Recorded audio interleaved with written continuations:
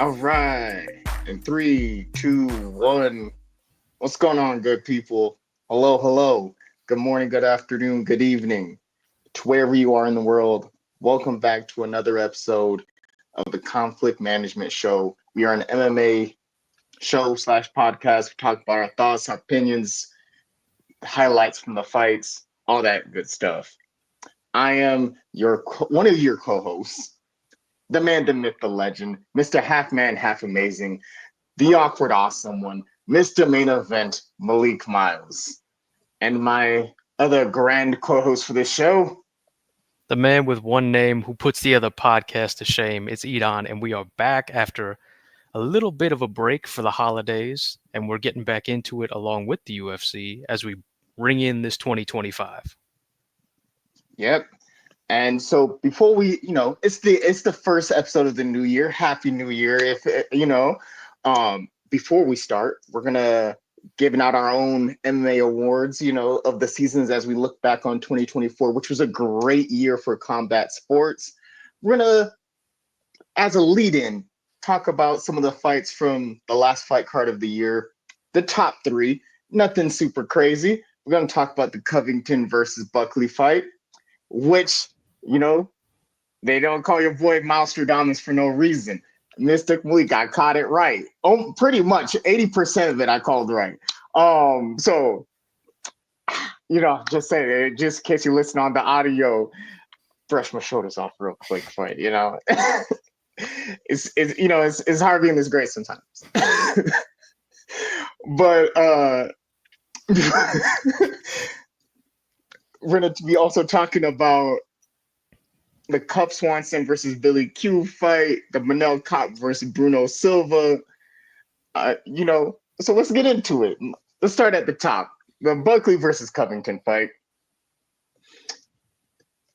It kind of went as I feel like as projected. I called it third round finish, technically doctor stoppage, but man, new Mansa looked like new money, fresh, crisp, clean, straight out of the off the press. You know what I mean? Joaquin Buckley looked just as impressive as is expected. Good as advertised. And it's crazy. It feels like, even though I'm pretty sure he wasn't watching our show, it feels like he was listening to our oh, this is what you got to do to win. I have a few tips, right? Not a few tips, but some stats from the fight, just in case y'all didn't see it. I feel like Covington got embarrassed in that fight. There was some embarrassing moments, just that kind of stacked up. Just in my opinion. Round one, over the course of the fight, Covington went 0-3 for takedowns. That means he got none of them. He went for 3 takedowns. He got stuffed on all 3 of them. And we kind of talked about in the preview that he kind of needed those. That was his path to victory, is to implement the takedown game. Didn't get any of them in the first round. Buckley landed 20 significant strikes compared to Covington's 10. Obviously, Buckley, if Covington went 0-3 for takedowns, Buckley went 3 for 3 on takedown defense, 100% on there. Got 1 knockdown off the hook, and then teabagged almost Covington after the bell was over. Because after it was over, he jumped on it, he was going for the strikes, and most people walk away to the corner. You saw Buckley stand over him and just kind of walk over. The ref was like, "Hey, bro, what are you doing? You wilding right now? You wilding? Hey!" And he was like, "Okay, I'm gonna walk off." So he kind of stalled on him in the first round. You could have said 10-8. I said 10-9, and it feels like a lot of people said that was a 10-9 round. Round 2, Covington goes for another takedown, gets stuffed on that one, goes for another one, gets that takedown, but really didn't make anything of it. There wasn't much that came from that takedown. Was on him, kind of trying to implement that game plan. Buckley got back to his feet. Buckley landed 30 significant strikes to Covington's 8. And then Buckley taunted him towards the end of it, was like, "Yo, what's happening?" Because he had a field day on Covington's face. Just the jabs were looking crisp, looking nice. Like he caught him with some good hooks. It wasn't as bad as the Leon Edwards fight for Mm. Covington, but he was really working him on the takedowns, and it opened up a cut early in the first. Round three, Covington went 0-3 again on takedowns. I mean, he didn't get any of them, and 25 significant strikes to Covington's 5. I know the doctor kind of stepped in at the last 18 seconds to go, man, your face looking rough. Got the blood, got the cut was really bad over the eye. I mean, it was bleeding. The refs had to step in and go, hey, you know what? Just to save your eye, because we don't want you to lose your eye. Look, looking out for fighter safety, we're going to have to call the fight, right? On the positive, we kind of mentioned this on the preview last time. Covington is very tough, very durable, because he took some heavy shots and kind of showed that like the toughness, the durability that is known for. He is known for. But man, it looked like everything Buckley was wanted to do, he was going to do. Whether it was the head kicks, the hooks, the body shots, the strikes, the stuffing the takedown. But one of the things that surprised me is Covington's gonna do what Covington's gonna do. The Ric Flair heel character after the fight says he was like he wished he'd have got they would have let the fight keep going because he felt like the fight was on the trending upwards for him. That he felt like he was gonna get the win. Anyone who saw that fight knew there was no chance of that happening, or at least the way it was trending looked like Buckley was going to go for a knockout.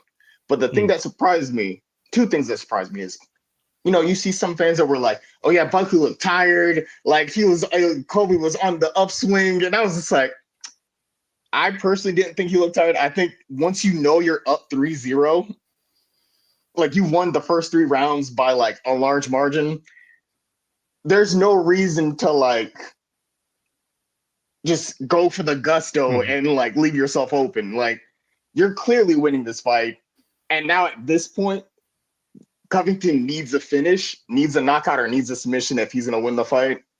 Otherwise, it's chopped. But the other thing that surprised me was Chael Sonnen, the bad guy, the UFC Hall of Famer, was cornering him in that fight. And he himself said he was going to throw in the towel for his fighter, for Colby, if the doctor hadn't stepped in to stop the fight. Like he said, he had the towel in hand, and asked for the towel, had towel in hand, was about to throw it over the cage, but then the doctor came in and kind of stopped it, which I think both of them had it right. That was the right decision either way. I know some people wanted to keep on going, but also I think it was one of those situations when a fighter's too tough for their own good type. But what is your thoughts? What is your opinion? Because I know you were going for Covington, I was going for Buckley. Tell me your thoughts, your opinions, now that we're kind of like 2 weeks removed from the fight. So I have a lot of thoughts on this fight in particular. So starting at the walkout one, which there was entertainment there, so it wasn't a failure, but it was very awkward because Hulk Hogan is an older gentleman, to put it politely, at this point in his life. And while I'm sure for Colby that was really cool to walk out with Hulk Hogan, to do it to Hulk's music, that theme song is completely iconic. The heel persona that he's trying to do. A little bit, yes, because like on the first episode of the Netflix WWE, I forget what it's called. If it's Raw's on Netflix, I think. Yeah. And Hulk Hogan did get booed. Oh yeah, he got booed out of the stadium. Yeah. So I don't know if that was fitting, but for me, in my mind, as someone who isn't a regular wrestling viewer, to me, if you're saying I'm the heel and I know it, why wouldn't you walk out to the Hulk Hogan NWO theme instead Yeah, in the black and white, the I feel Hollywood like Hulk. that might have been fit more. Yeah. You're right. Yeah. I just thought So about that. as much as it's cool to walk out with Hulk Hogan in the red and yellow and do all that stuff, it didn't really seem fitting, and it is kind of awkward, and it's not really hype just because Hulk Hogan is at an age where he can't really bring the hype and that sort of physicality that you kind of want for that moment. So as much as I'm sure he'll look back on that and say like that was a cool moment for me personally to walk out with like Hulk Hogan, the most famous wrestler ever, and like do this thing that I've been dreaming about since like being a kid. I guess that's cool for him, but was that the correct entertainment choice? I don't really know. I don't mind Chael being in his corner. I think it's weird that there's no way that they've been training together. And so to have him be your lead corner when he hasn't been working with you at all seems to me kind of like, remember when Mike Perry made his girlfriend the head of his corner and Mm. she had no real martial arts experience?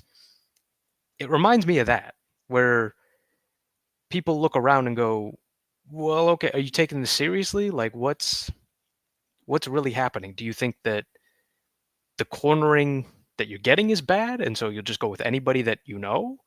Or are you saying that, cornering doesn't matter so much to me. I'm going to see what I see and trust my eyes in there and that's what I'm going to do. Which again, fair enough.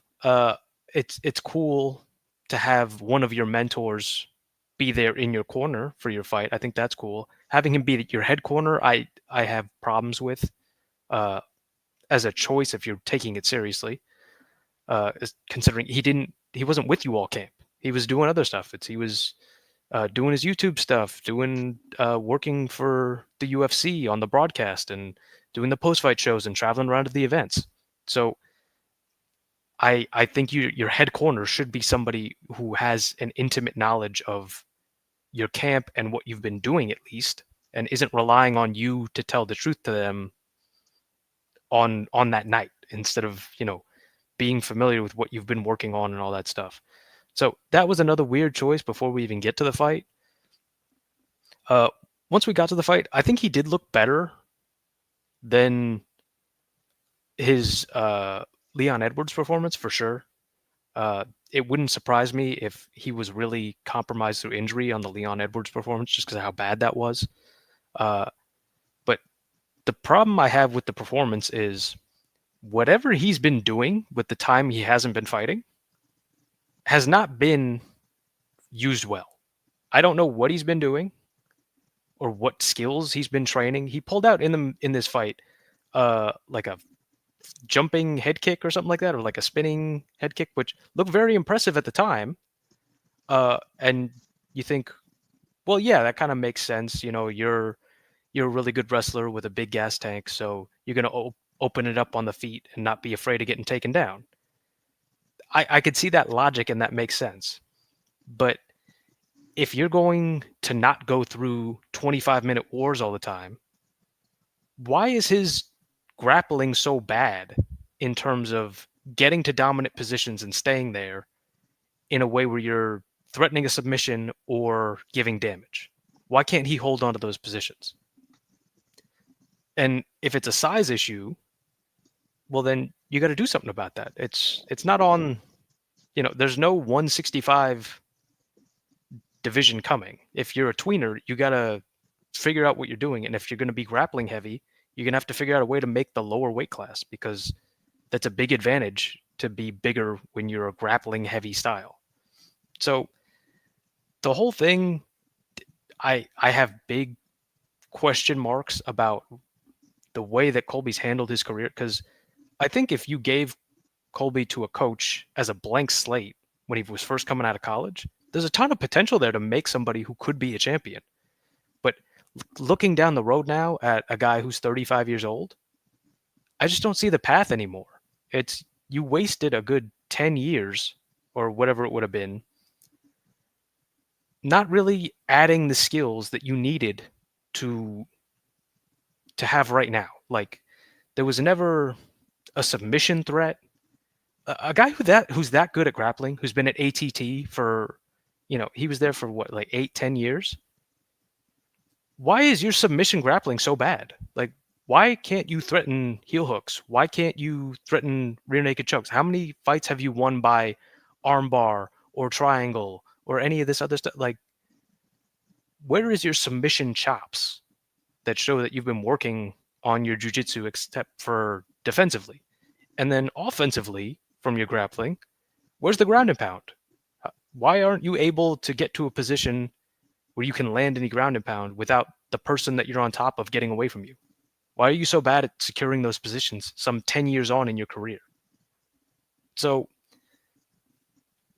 and he's going to have excuses for sure. I feel like some of that's just being a fighter, and some of that is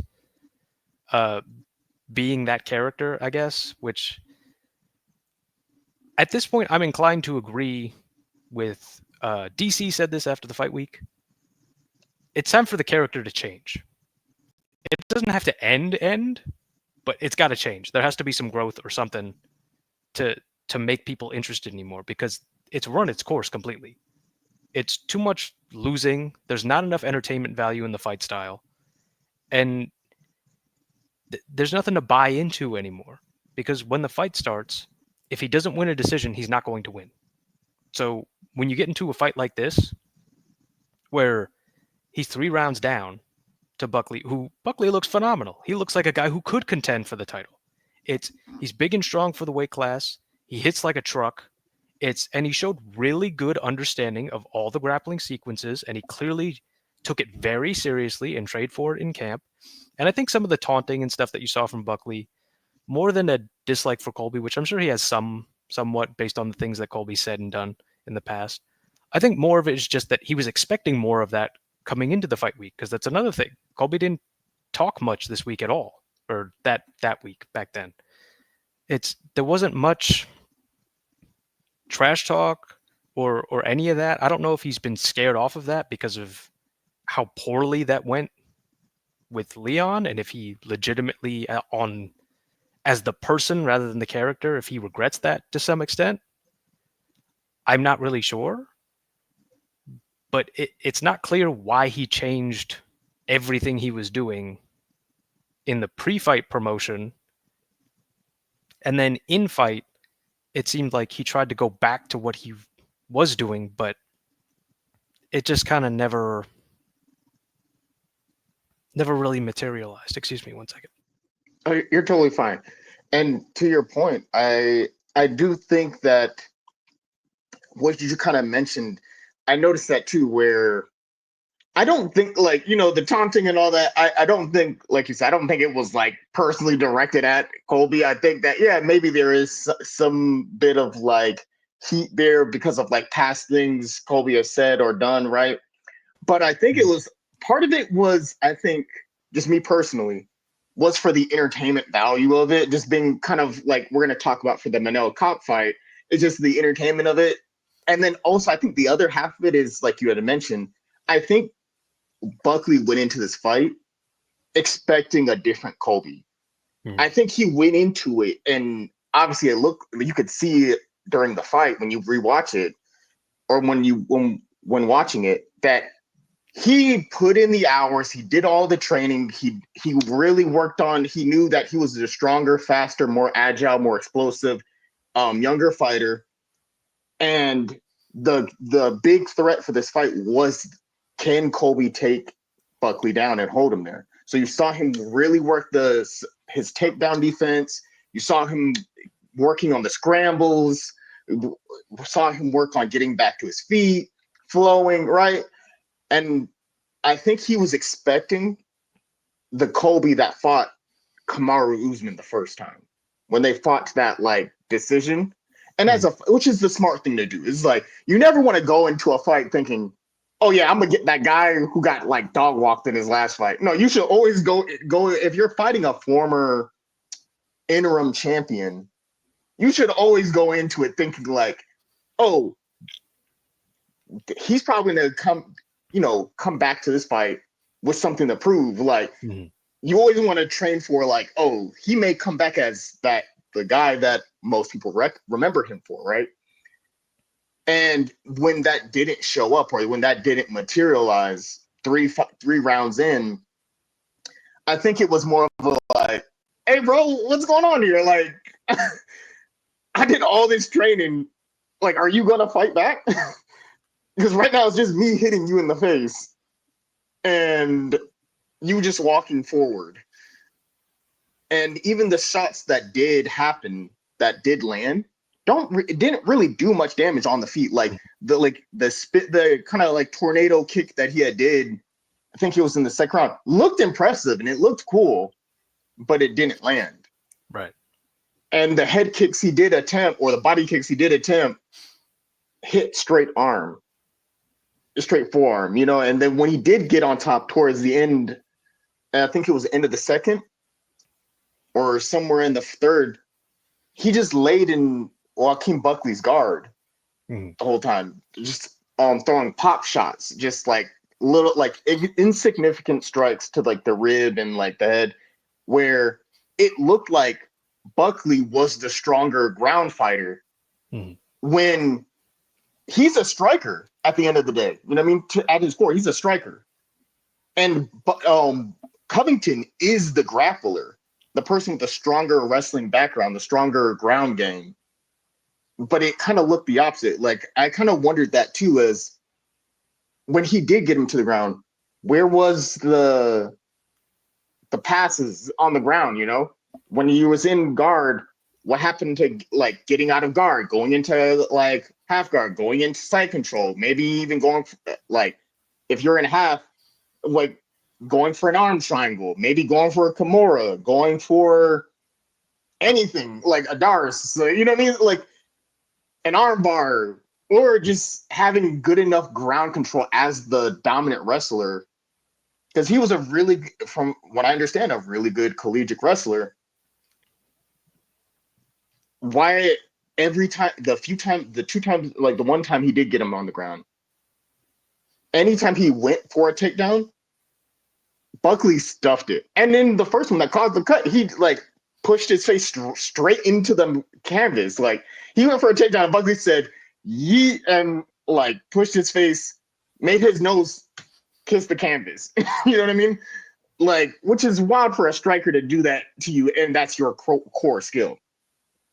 But that just speaks to the preparation and how good Buckley worked, and how seriously he took this, and how well he prepared for it, and how ready he was for this challenge, and how coming out of this fight, we're all saying that this is a guy who is a contender, who can challenge for the title, who showed good preparation and understanding and took this very seriously. And the amount of preparation and how seriously he took it and how well he executed on the night is really a stark contrast from how Colby looked for the 15 minutes. And like you said, taking nothing away from Buckley, because Buckley, his game planning for this fight was impeccable.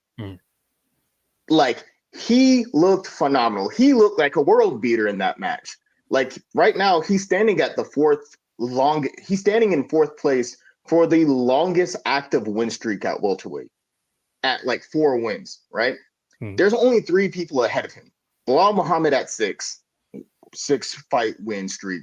Shavkat Rakhmonov, who I've been very big on since the very beginning, who's at 7, and he's tied with JDM, Jack Della Maddalena, another very promising contender at welterweight, who also has 7, So those are very big brand name fighters who he's in that conversation with now. He looked phenomenal. Going back to the entrance really quick, I agree with you. I think if you're playing this heel character, if you're going heel, right, you gotta go full heel, I feel like, right? Like, not halfway, because I thought it was a great idea to bring out Chael, right? He's really close with Chael. Chael was known as the original bad guy, right? Like, the bad guy. There was heels before Chael, but I think Chael was the was the heel, the original heel, in my opinion, right? You know, there was people beforehand, but you know, Chael, you know, his heat that he had with Anderson Silva and Vanderlei and the Nogueira, you know what I mean? Like the fight with Anderson is what got him into the Hall of Fame. You know, I remember being like 15, 16 years old, being like, man, I hope Anderson wins. But I think that like looking back on it, just from a business perspective, right? That's how you know you've done your job right as a heel, is you make people feel something. The heel faces, the baby faces, the faces make you want to feel in a good way. Be like, I want to cheer for this guy. I want to root for this person.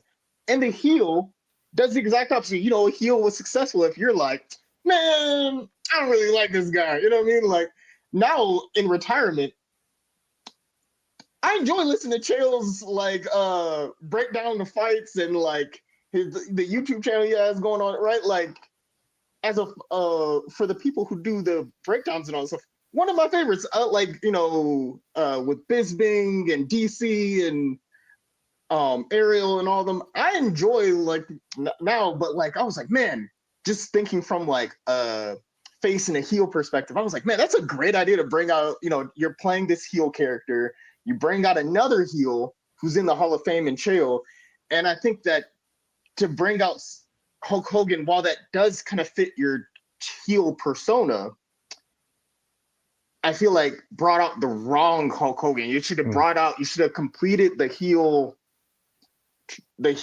group, the like in wrestling terms, the stable, you know what I mean? The faction, and have NWO Hulk Hogan. And then it's just like, okay, it works, right?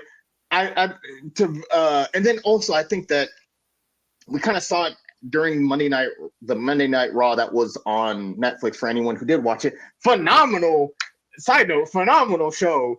I feel like if there was a mission statement, just a quick ramble, if there was a mission statement for that Monday Night Raw at the Intuit Dome, right? When they were planning on what's going to be, I feel like that mission statement was make pro wrestling cool. It was already cool, but I feel like they were like, hey, let's make it cool to like people who may not watch pro wrestling, right? Watch sports and watch Friday Night SmackDown or Monday Night Raw or NXT, right? They'd be like, hey, I want to make this so cool that you're going to tell your friends or you're going to tell your coworker, whatever it is, right? Because, you know, you had people like the Brahma Bull, the Final Boss, the most electrifying man in sports entertainment, the Great One, the People's Champion, The Rock come out, High Chief Suli, you know, he came out, you know, and then you had the Undertaker, the American Badass Undertaker, because fun fact, right? A little bit of pro wrestling trivia. Fun fact, right? Is he came out during that first Raw that was on Netflix, but also the Undertaker was a part of the very first main event of the first Monday Night Raw. He was a part of the Undertaker was a part of the main event for the first Raw, like back in like January of 1993. And then for the first Raw on Netflix in January of 2025, the Undertaker shows up in his motorcycle again. I was like, oh man, that's really cool. You had Roman Reigns, you know, the OTZ come through, beat Solo Sikoa. I'm not gonna lie, it felt like a PLE, it felt like one of the pay-per-views, you know, because you had Roman Reigns versus Solo Sikoa, you had Liv Morgan versus Rhea Ripley, you know, you had CM Punk and Seth Rollins, you know, it felt like a really great event. All that to say, rant over, but you had Jey Uso versus Drew McIntyre, you know, Travis Scott came out. It was a great time, right? Jey Uso has one of the best entrances in WWE today, I think, in my opinion, along with Cody Rhodes. But Hulk Hogan did come out. He did get booed out of the stadium, but I think that if he would have came out with the NWO one, I think NWO one, I think that would have played out better to his heel persona. I think another a fumble, I think, in this whole process was you saw when Covington undid his jacket, he had the usual UFC shirt that they come out, all the fighters come out with, but it was ripped at the top and at the bottom. You can clearly see it's been Mm. cut or ripped, and it has a V, but Buddy's belly button's all out now. You know what I mean? As he's walking out, but he's trying to do the rip shirt, and I think if you're gonna go for the rip, right, the pull, just go you got to land it in one shot, right? Just go. You're gonna try to do the Hulk Hogan rip the shirt, but it rips, but doesn't rip all the way. And then you see him going again for to get a different grab on it, and rip it a second time, and then it rips all the way off. And I felt like that was a little bit of a fumble to go, wait, and then to go and toss it. So it was a little bit of a fumble during the interest, not a very big one. It's just from a Yeah, it's just cinematic experience. yeah, it's just not how you draw it up, and also like pre-cutting to me isn't that big a deal because I'm Yeah, pretty sure most of the time, like Hulk Hogan also had his pre-cut, I'm almost but certain. I also think like it's a little bit tricky because those shirts Pretty they're not stretchy. like cotton. Yeah, Yeah, exactly. they're a little bit like stretchy, like polyester. So it's a little bit more difficult than you kind of think to nail it. And I'm sure he didn't do like a practice run of ripping the shirt. So Right, it's we can allow it a little bit, but I agree right. it could have been a little bit cleaner, or maybe like if he had a different shirt, maybe he could have like had the regular UFC shirt and then had another shirt under that that was maybe like a little bit easier, or like a regular Get a cotton Fruit shirt of that the he could Loom have shirt practiced. from Walmart. Wear Yeah, that underneath the regular shirt and rip that one. or maybe But just like a red and yellow type, like Hulk Hogan ish type shirt that you, is pre-cut, or like a kind of like uh just like maybe something a little bit like shorter or easier to, or like a tank top or something underneath that would like kind of make sense. I don't know. yeah, It feels like there's other things you could have done to kind of help that. just from a creative type thing. Yeah, I agree. I think that maybe having like a practice run, you know what I mean? Mm. Just being like, hey, UFC, hey, this is the plan. This is what I'm doing. Hey, can I get a practice shirt just so I know I can practice the rip? You know what I mean? So I can see like, oh, is it going to rip in one? Do I need to like grab it from here and then go this way? Because I think that we've seen other really elaborate entrances, like when Brian Ortega came out with the Purge mask, or when Israel Adesanya came out with that whole dance number, which was very cool. You could see that was very well choreographed, well practiced. You saw them come out; it looked dope. So I think when you hit those things, but we've kind of gone on about this. I feel like long enough. Let's move on to the next one. Shout out to Joaquin Buckley. He Yes. looked amazing. He wants to take on the former champion Kamaru Usman, the former king of the welterweights. I think that's a phenomenal call out. I think that's I'm look I'm happy to see that fight happen, or looking forward to that. I think next Kobe should move up to 185. I heard that's in the works. I think you go from 170 to 185. I think there's better chances, not as much weight cutting. It's a fairly heavy striking division, so Mm. you could utilize more wrestling, because I think you stay at 170. It's scary hours, Yeah. because I think next they might pair him up with Carlos Prates, which is Yeah. So it's the kind of aftermath's been interesting. I agree. I think Buckley, whatever's next for him as far as like who he's going to fight, it should be someone in the top 5. And if he wins that fight, I think that he should be next to fight for the title. I think that makes a ton of sense with the run he's been on and how good he's looked. As far as Colby, he was kind of getting heat with Burns, and that looked like that might happen. But then Gilbert Burns is going to fight somebody else, and that's already booked now. That was announced in the last like couple days, I think.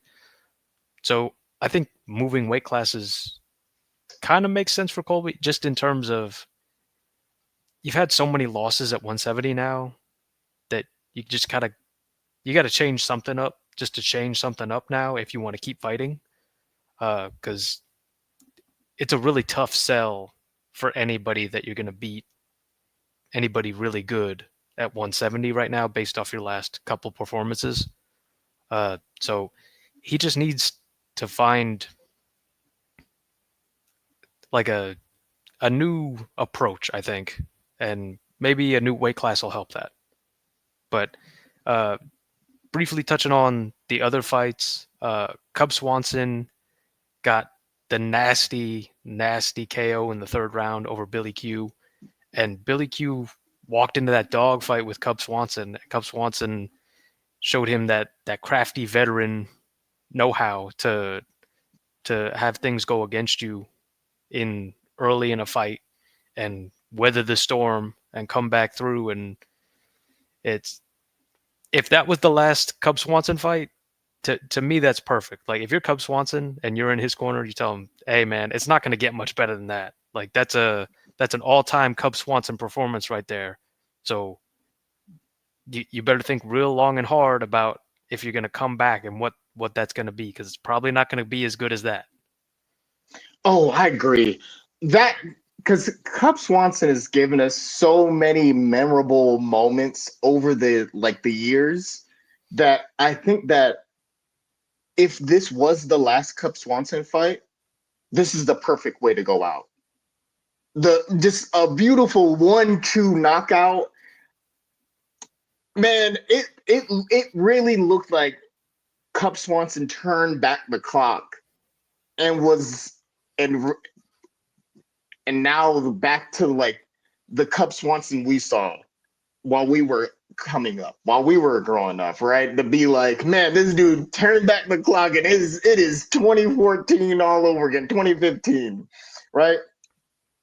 I think that just like prime Cub Swanson, right? I can't remember the years, but just it looked like prime Cub Swanson, right? And to see where he started to where he is now, man, it just it's one of those moments you don't get that too often, I feel like, in our sport, right? Where the guys who are on their way out, the guys who are kind of the veterans that kind of got us into the sport, that were there when we were first getting into the sport, you don't usually you see them, you don't not everyone gets a happy ending, right? Where they're going out, riding out into the sunset. It's usually like the older guys who, they fight the up and coming guys, or they have their last fight, and it usually sometimes doesn't go their way. It's very rarely that we get to see someone have that like best case scenario. So when it does happen, oh man, it's a great feeling. You feel very happy for those moments. You're just like, man, good for him. And then like, because that knockout was great. Because when you see him hit him with the two, and he just falls out, you're just like, man, way to stick in there and just kind of right. So was very happy for Cub Swanson, and if that was the last one, man, appreciate the memories. Thank you for all the great fights. The going into the last one of the previous fight card of the UFC Tampa, Manel Kape, Bruno Silva. Man, Manel Kape looked like he should be the next person to fight Pantoja.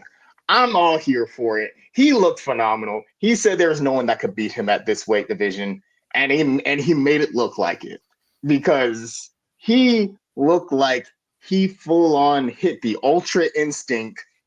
For all of my other Dragon Ball Z fans, Dragon Ball Super fans, you know what I'm talking about. If you know, you know, and if you don't know, this dude looked like he was playing on easy mode in a video game. He had the flow. It's like when you're playing Tekken and you learn the 16 hit combos, and you're just gaming on that, whoever your main is, right?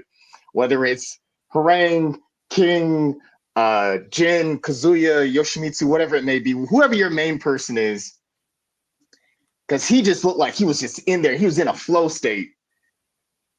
Everything he wanted to land, he landed. He just looked crisp. Hands were down. He was hitting him with 6-piece combos, 7-piece combos, getting him. He was just busting him up. Manel Cop did take like 3 shots below the belt, took 3 cheek kicks to the nether region, to below the belt. Let's just leave it as that, right? And once you're like, oh man, that could have been an accident. Second, hey, maybe it was going for the gut. Third time, it's like, hey, bro, this is the third crotch kick. Like, bro, come on, what are we doing here? But Manel Cop brushed it all off, kept fighting, and got the knockout, got the TKO, got the stoppage, and really just looked phenomenal in that fight. He was so fast. Strikes were crisp, calculated. They were just, he would go for a shot, duck to the body, pop, pop, pop. It was taunting him. It looked it reminded me, it had shades of prime Anderson Silva. Remember when Anderson Silva would like hit dudes and be like, boom, boom, boom, and then start hitting him with the little Roy Jones Jr. hands behind the back type situation? We saw a lot of that going on. He hit Bruno Silva with the 1-2, hit him with the pop, pop, and then start brushing his shoulders off, and then hit him with a hook again.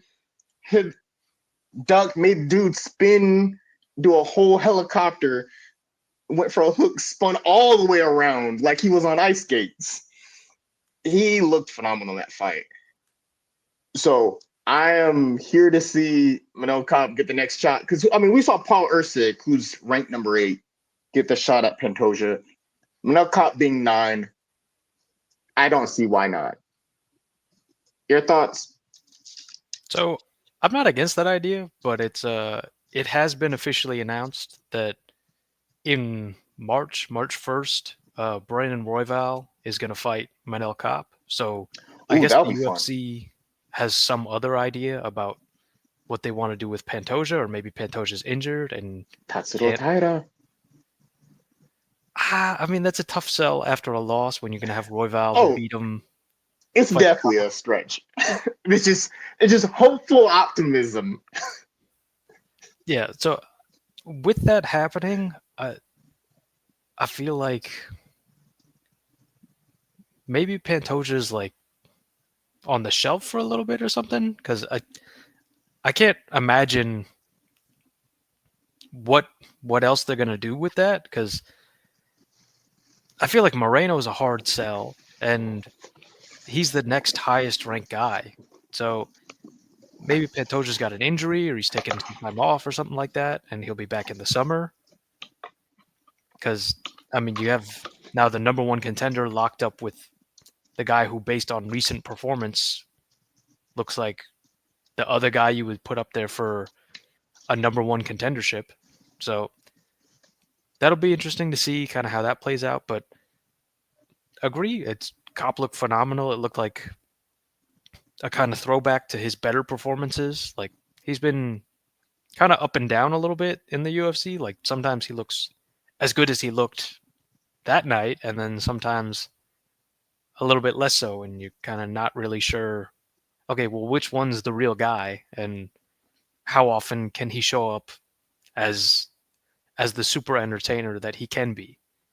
So he looked really good. Absolutely looking forward to what he can accomplish. And another guy who, after that event, is in definite title contention, and you would say really did himself some good at the end of the year there. And I just wanted to mention in passing real quick, one other guy who really had a great moment, but isn't going to necessarily go into title contention or anything. Dustin Jacoby hit a nasty, like, last second knockout as the Oh plus yeah. 50 underdog over Vitor Petrino. That was such a big moment. And I remember watching this card from kind of the prelims, and it was a little bit like it just started to kind of lull into a kind of, oh man, is the main card going to be like a little bit boring? And not really, because it was a very patient fight, that one, because they were both aware, the other guys got some real power.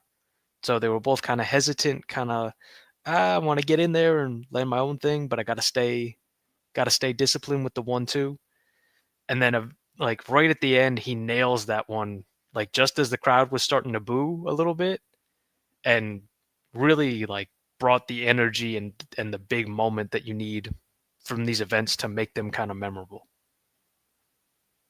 Yeah, he did. He had a moment. Like I remember seeing when that knockout happened. I was like, oh, it definitely caught me off guard because when you're watching it, yeah, he did good. And now, as we talk about moments, things that happen, this past 2024, looking back on the year, we gonna give out our MMA awards. The first ever conflict management MMA awards for 2024. As we start this off, everyone's got a pound for pound ranking. ESPN's got one. Uh, every other MMA website slash channel's got one. So I was thinking we do our own, because there's been some debate about who should be where. Some people don't agree with the other ones, right? So let's do a top five for both man and female. We can just kind of run through this really quick. Let's both try to agree on one, right? Like let's try to have a unified one. And as we go through, if we feel like someone deserves to be somewhere, I'll give my choice, or you can give your choice, right? And if we feel like someone else should go in that spot, we can give 60 seconds or so, real quick, while we feel like this person goes through. We'll give it a vote. We'll go top five.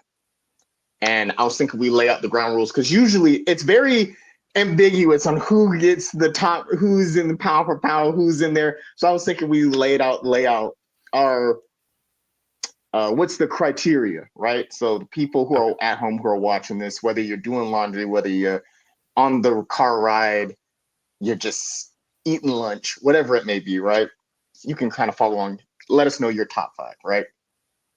So I'm thinking, let me know if you disagree or if you have any feedback on it.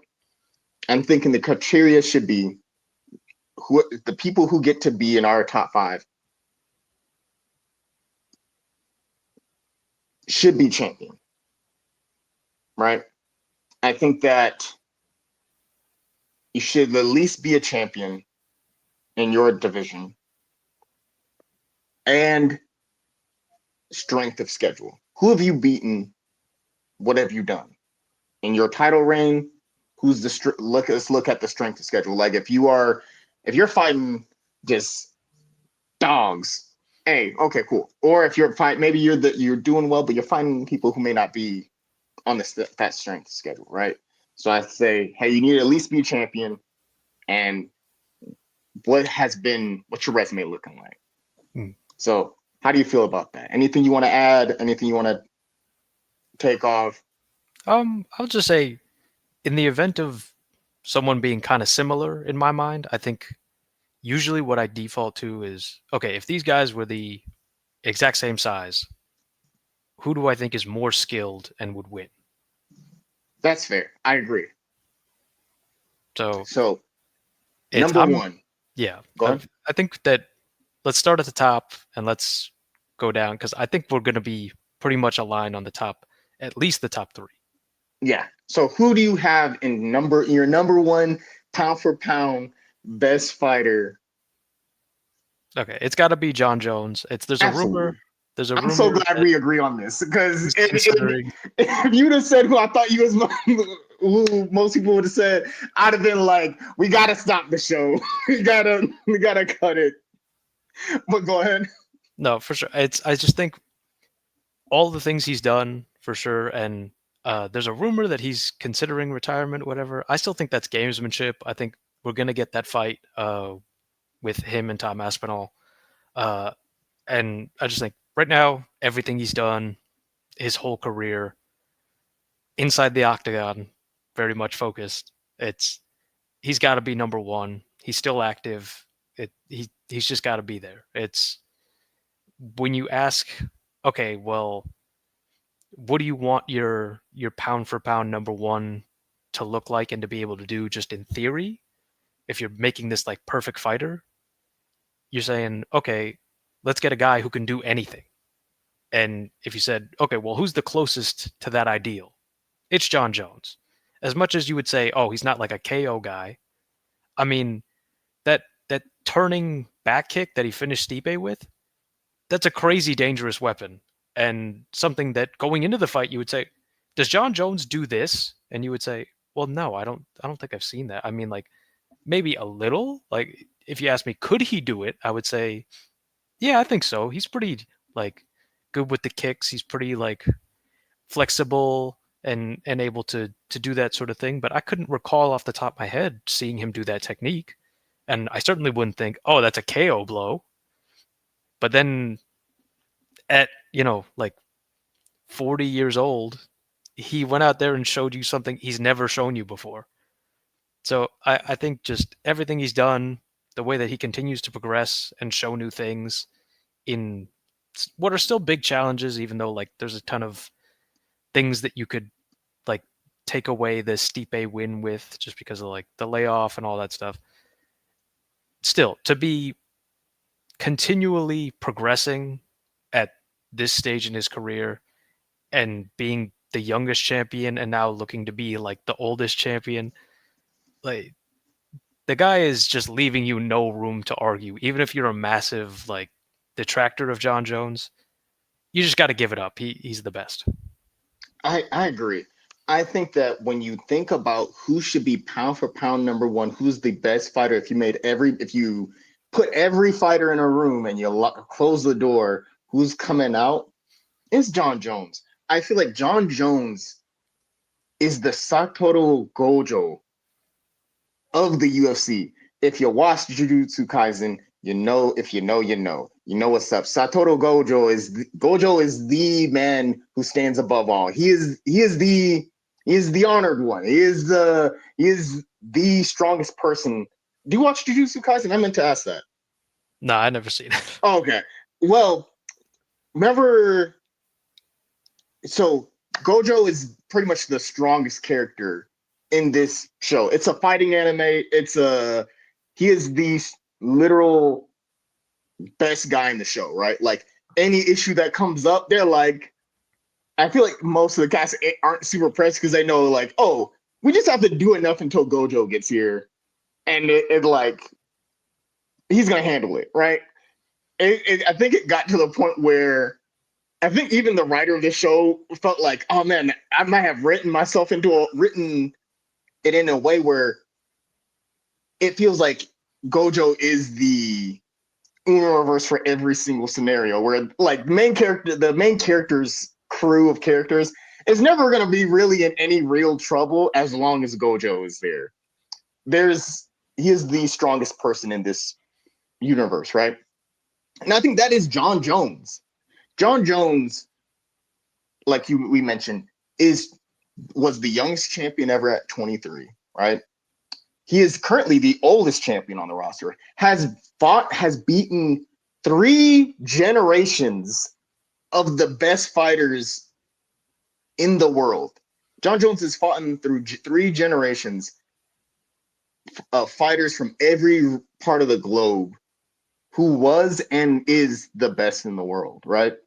John Jones has beaten a who's who list of Hall of Famers, legends, champions, former champions. He's beaten the likes of Quentin Rampage Jackson, Sugar Rashad Evans. He's beaten Lyoto the Dragon Machida, right? He's beaten people like Bongamin himself, Cyril Gahn. He's beaten Stipe Miocic. He's beaten Dominic Reyes. He's beaten Maleta. He's beaten Anthony Smith. He's beaten anyone you can think of who you would imagine could win. He's done it. He's a 2 division champion. He was the longest reigning light heavyweight champion and the current heavyweight champion. One of like 9 2 division champions. If you look at greatness, he is the Shohei Ohtani of UFC. If you're looking at his greatness personified. And I think there's no other fighter who even comes close to his resume and the things he's done. So I agree. I feel like when you think about a pound for pound number one, look no further than John Jones. I think number two, my pick, you let me know. I say Alex Pereira, Okay, hands we're down. aligned. Yes. Okay, cool, awesome, groovy. It's a groovy movie. Because the reason I say Alex Pereira, similar to the John Jones argument, right? Mhm. Alex Pereira, right now, in this very moment, right? He is a two division champion, right? He was the champion at middleweight, is the champion at light heavyweight. Has what? Alex Pereira has been doing this 5 years, 4 years, Yeah, it's and always he's shocking whenever you check out when his first UFC fight was. right. So let's say John Jones has been doing this. Not John Jones. Alex Pereira has been doing this for 4 years, right? And in 4 years, he has become a two division champion, two weight class champ, two division champion.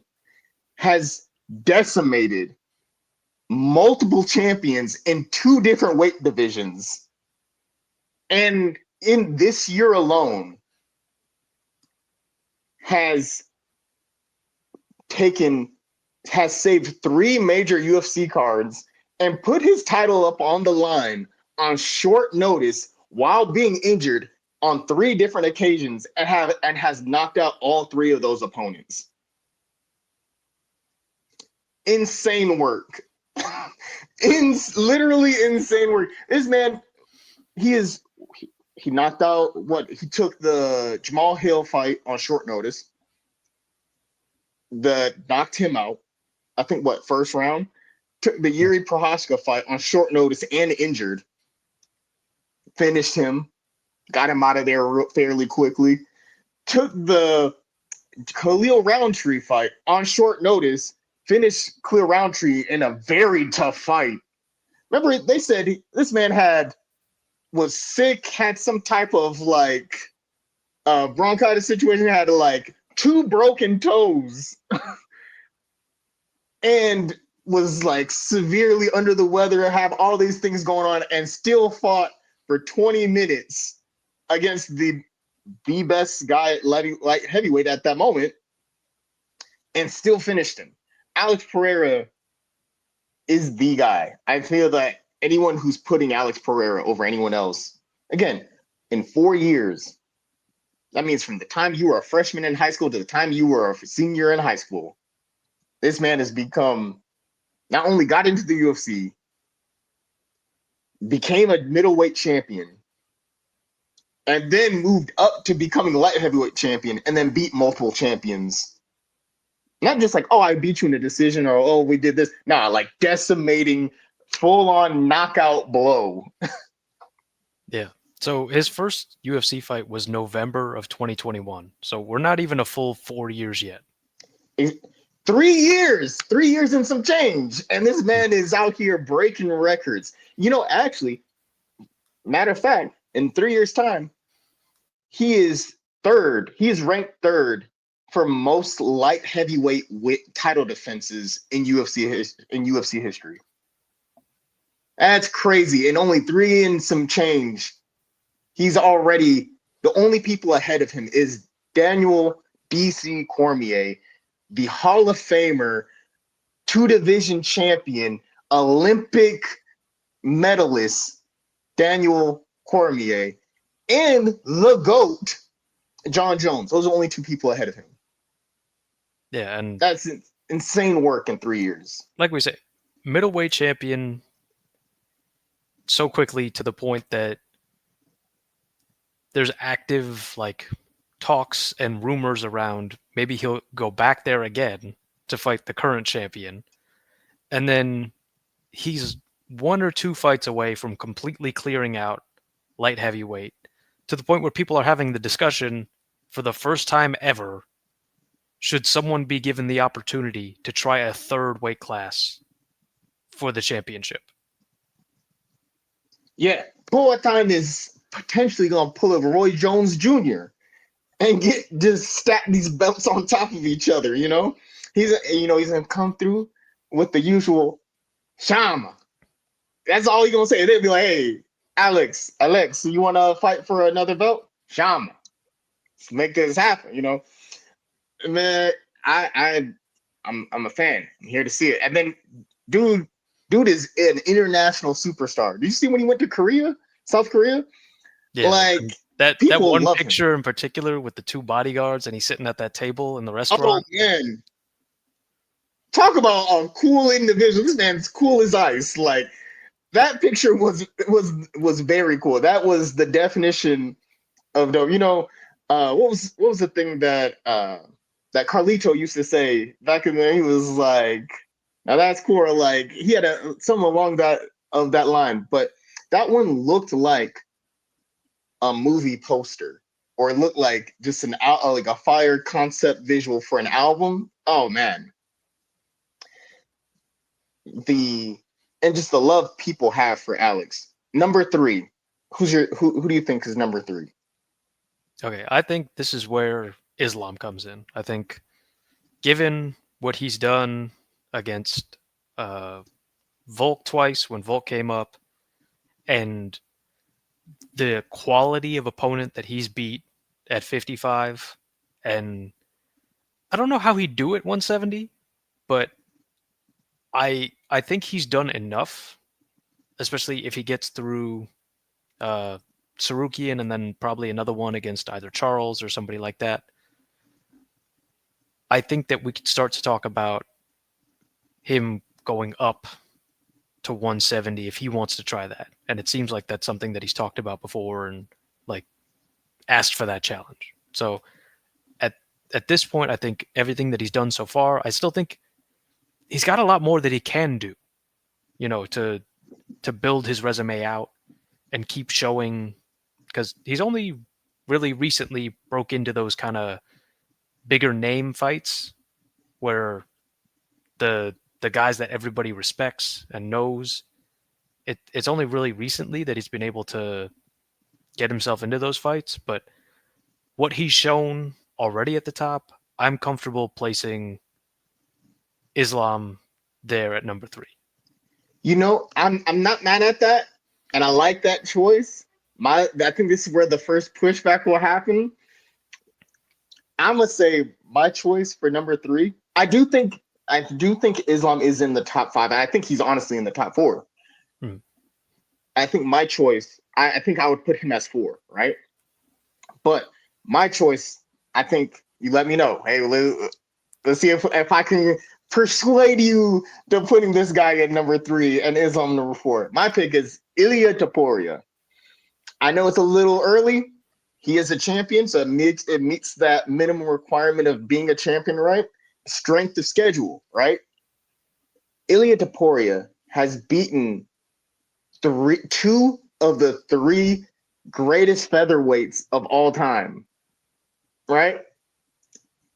He knocked out Volkanovski, right?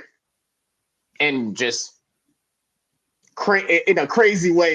Everyone was going like, "Oh, Volk's got it." Like, "Oh man, this guy, he might be a little too big for his britches right now," right? So knocks out Volkanovski, and then within the same year, knocks out Max Holloway, the Blessed Express, the Wine Warrior, future Hall of Famer. You know how big I am on Max Holloway. Max Holloway is my guy. I rock with Max Holloway till the wheels fall off. Anytime I could pick Max Holloway for something, I'm gonna pick Max Holloway. So we all know that Max Holloway has never been finished in his entire professional career. Even though it hurt me to watch this fight happen, I was pulling for Max Holloway, and I really thought he was gonna beat Ilya Taporia. But to see what Ilya Taporia did to the Wine legend, the Wine Warrior, Max Holloway, was something straight out of a storybook. So in 1 year, you take out two of the three best featherweights of all time.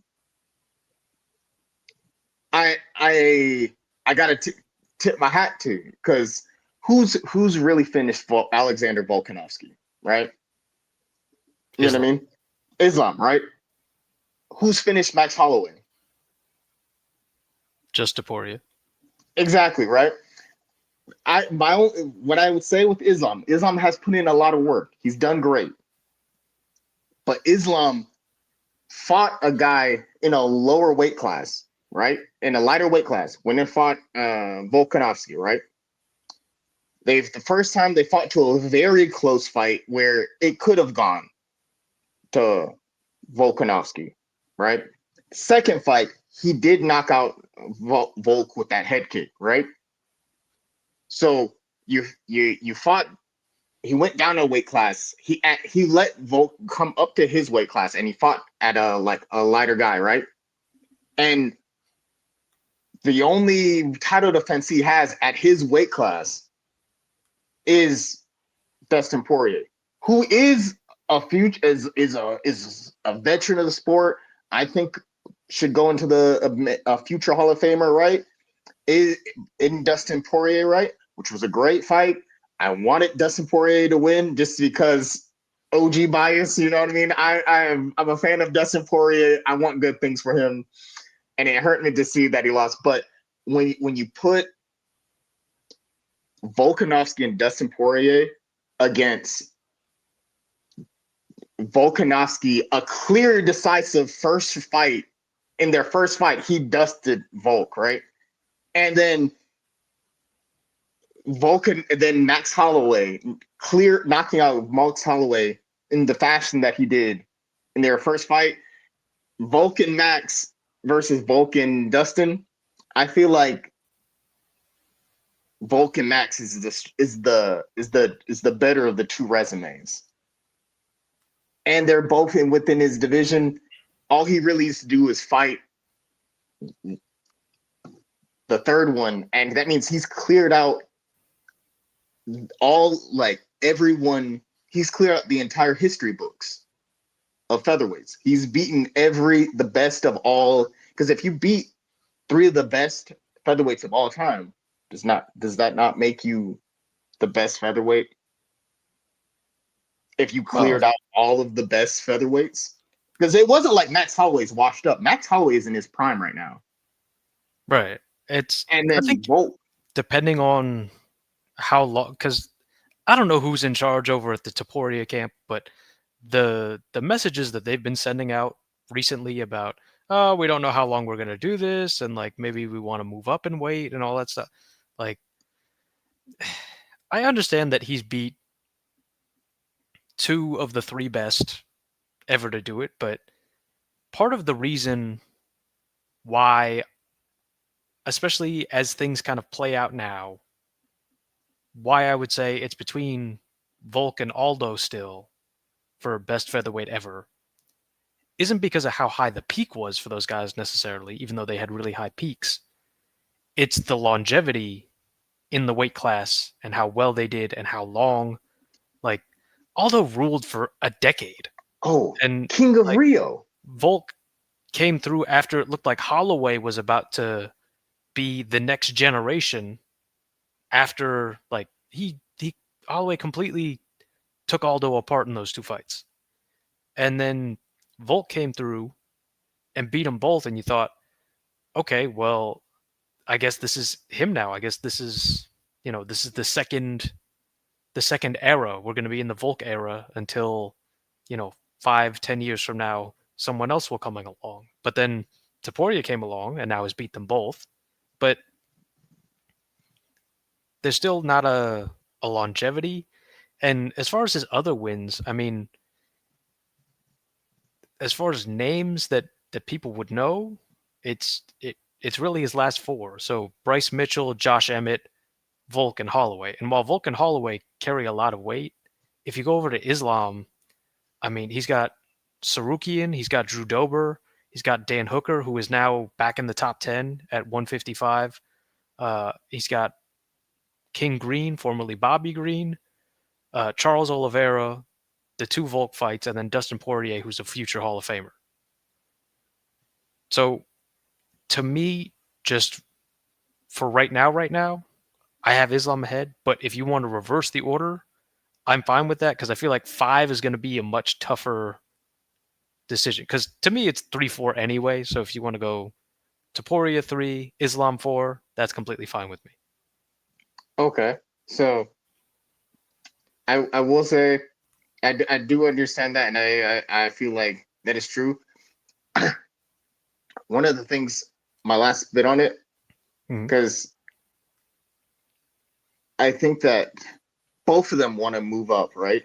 And the way, Mhm. because I do think I agree with you. It's really 3-4-4-3. It really is one of the two. Yeah. Um, and I think they're both on a path where they could do really well at their weight divisions, however the long they decide to be there. Both of them want to move up, right? Do you think that Taporia can move up a weight class and still do well? Um. Hmm. Because while you think about that, right? Mhm. I think, and Islam wants to move up into welterweight. I think Islam is good for lightweight, but I don't think he's big enough for welterweight, right? Mhm. Because if you put Islam against Shavkat, I don't see Islam winning that fight. Because Mhm. while Islam is a really good wrestler in a really strong submission game, Shavkat striking is better than Shavkat has really good wrestling and really good jiu-jitsu, but also his striking is really good too. So Mhm. I feel that you're going against a guy who is 15 pounds heavier, who has the same, who's just as good as wrestling as your has good just as good wrestling and just as good jiu-jitsu, but way better striking. And he's used to fighting at 170 compared to like, and his cardio and fight IQ is so off the charts that when I look at Taporia going up to lightweight, I feel like Taporia versus Islam is a much closer fight Yes. than Islam versus Shavkat. Because Mhm. Islam versus Taporia, I feel like is a toss up, right? While Taporia has good jujitsu and has like a wrestling background, I think that Islam clearly has the way better wrestling in that scenario, Mhm. right? But Taporia has the better striking Yeah. in that scenario. So it's really a like one of that tale as old as time, like the who's better, the striker or the grappler. If it stands on the feet, you kind of like tip your hat towards Taporia. If it goes to ground, you're generally going to tip your hat to Islam, right? It's like a 50-50. It's a toss up. It's a toss up. It's a pick 'em, right? Compared to Islam moving up to 170, where it's like 70-30 Shavkat or like Yeah. 60-40 Shavkat.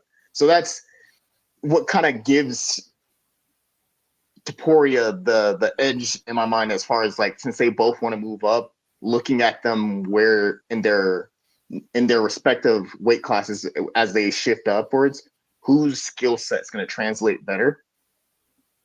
Yeah. No, it's. I agree. That's why I'm comfortable with Mhm. Taporia than Islam, or kind of either way, because I think Islam has the better resume so far.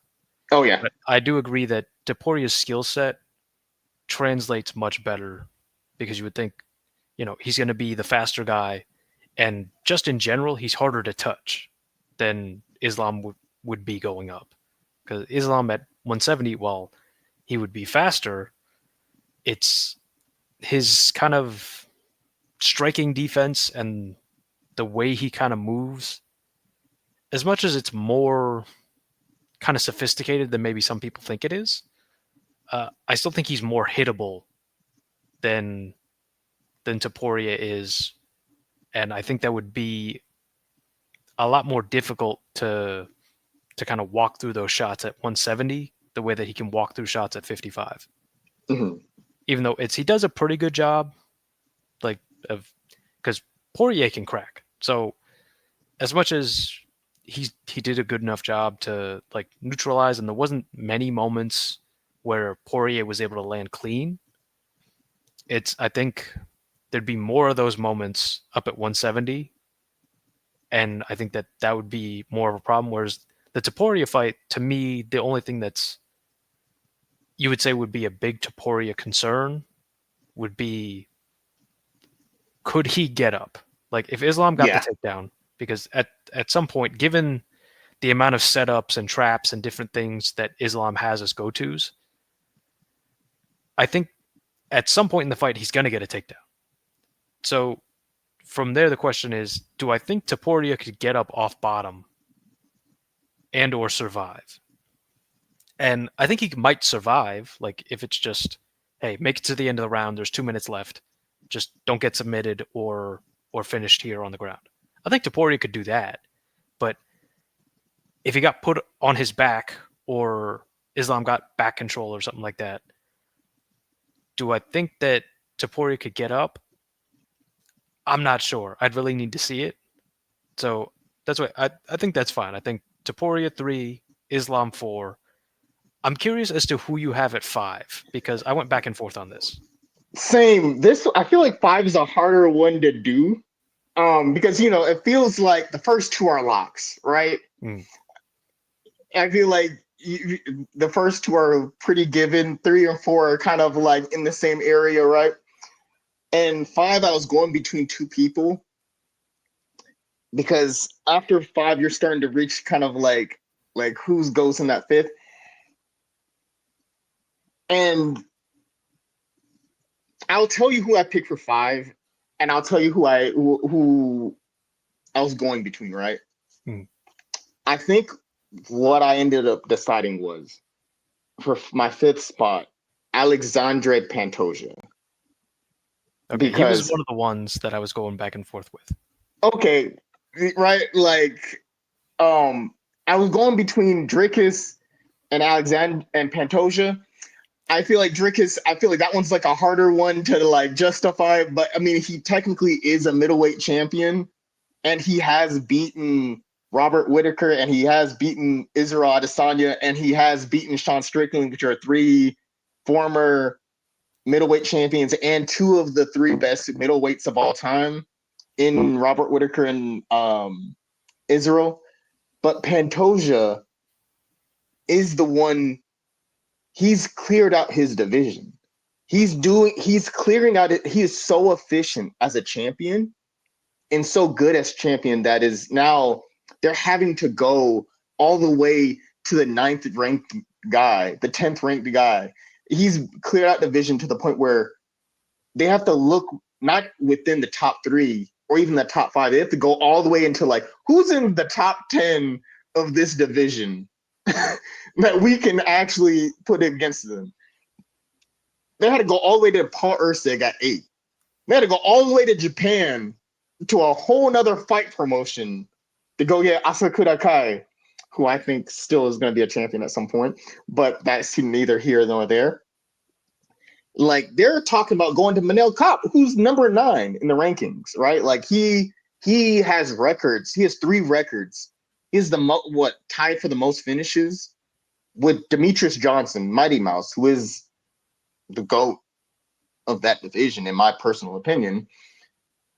And he's almost getting there in title defenses. So I'm gonna say Pantoja because I just feel like the work he's done he's been on a phenomenal run. Who what do you think? Who's your choice? Okay, Or who are you going between? I didn't have Dricus in the discussion for top 5, in my opinion, just because I need him to do it longer and against different types of opponents. That's fair, yeah. So I went with someone. So I was going between Pantoja and then the person that I picked. And the person I picked, I don't say is the best argument necessarily that I'm going to make for this, but I still think he belongs in the conversation, so I'm going to put him up there anyway. So for number 5, I have Tom Aspinall, just because he's basically undefeated. It's his one loss was by injury stoppage in the very first round. It was a knee injury. He came back. He avenged that loss. He finishes everybody in the first like 1 to 2 rounds. He is, he's got all these skills, but we don't even see all the skills because no one can even make it that far with him. And he's done enough that people are convinced enough that he deserves to fight John Jones, who is number 1 on the list.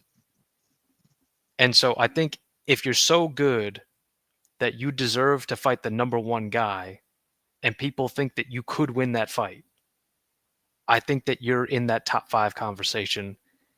And that's before you get into like his footwork and just his striking, his boxing, uh, the grappling that he's shown like a little bit. He's had a couple submission wins, but we haven't really seen in his latest run all that stuff just because everybody gets knocked out.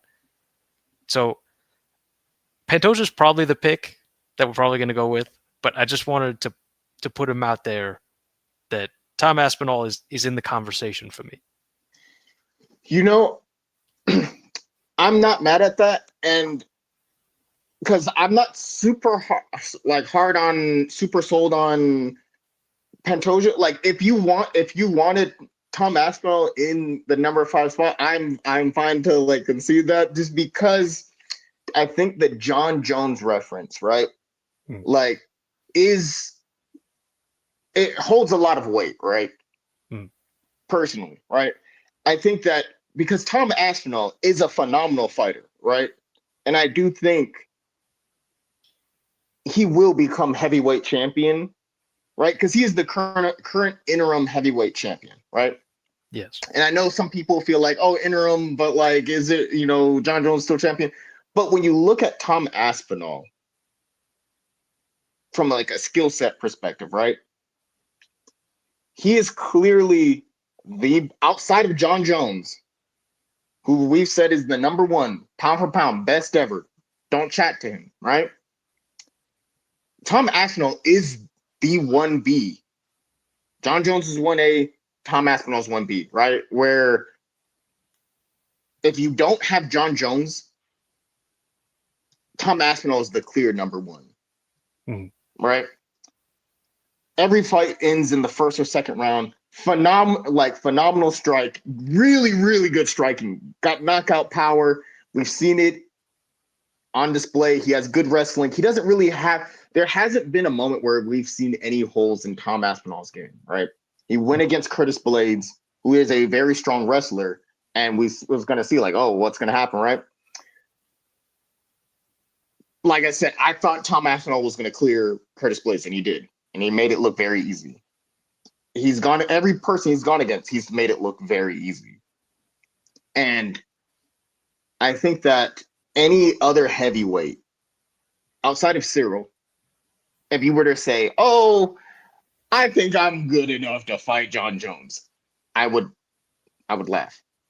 I would chuckle because there's no one in heavyweight. I feel like to say, I mean, I would be here for the confidence, right? To be like, yeah, I could take on John Jones, but I'd have been like, but do you really?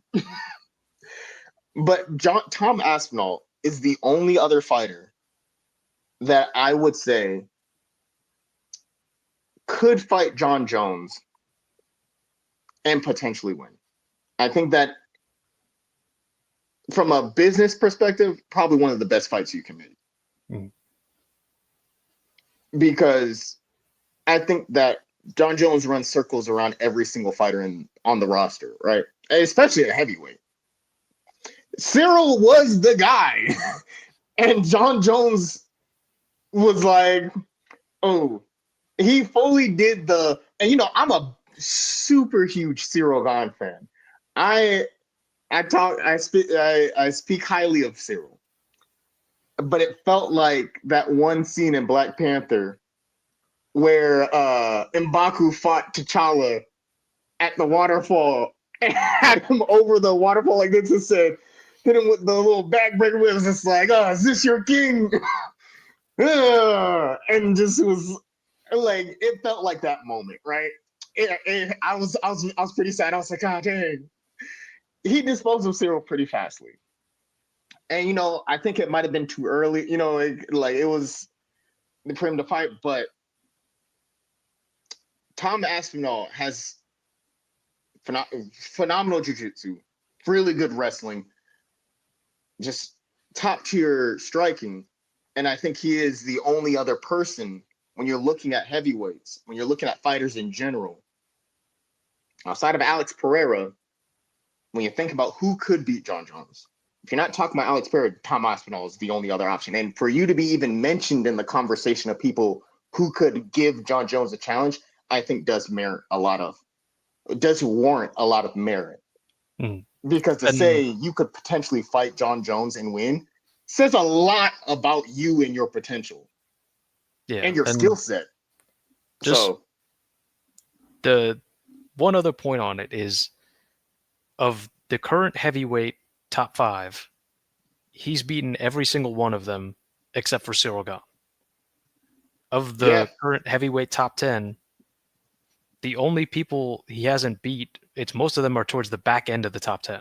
So number 10, Derek Lewis, number 9, Rosenstrike, and number 6, Almeida. So most of the heavyweight division towards the top end currently are people that Tom has already faced and defeated outside of Cyril Gane. So he's not quite cleaned out the division yet, but he's on his way to it.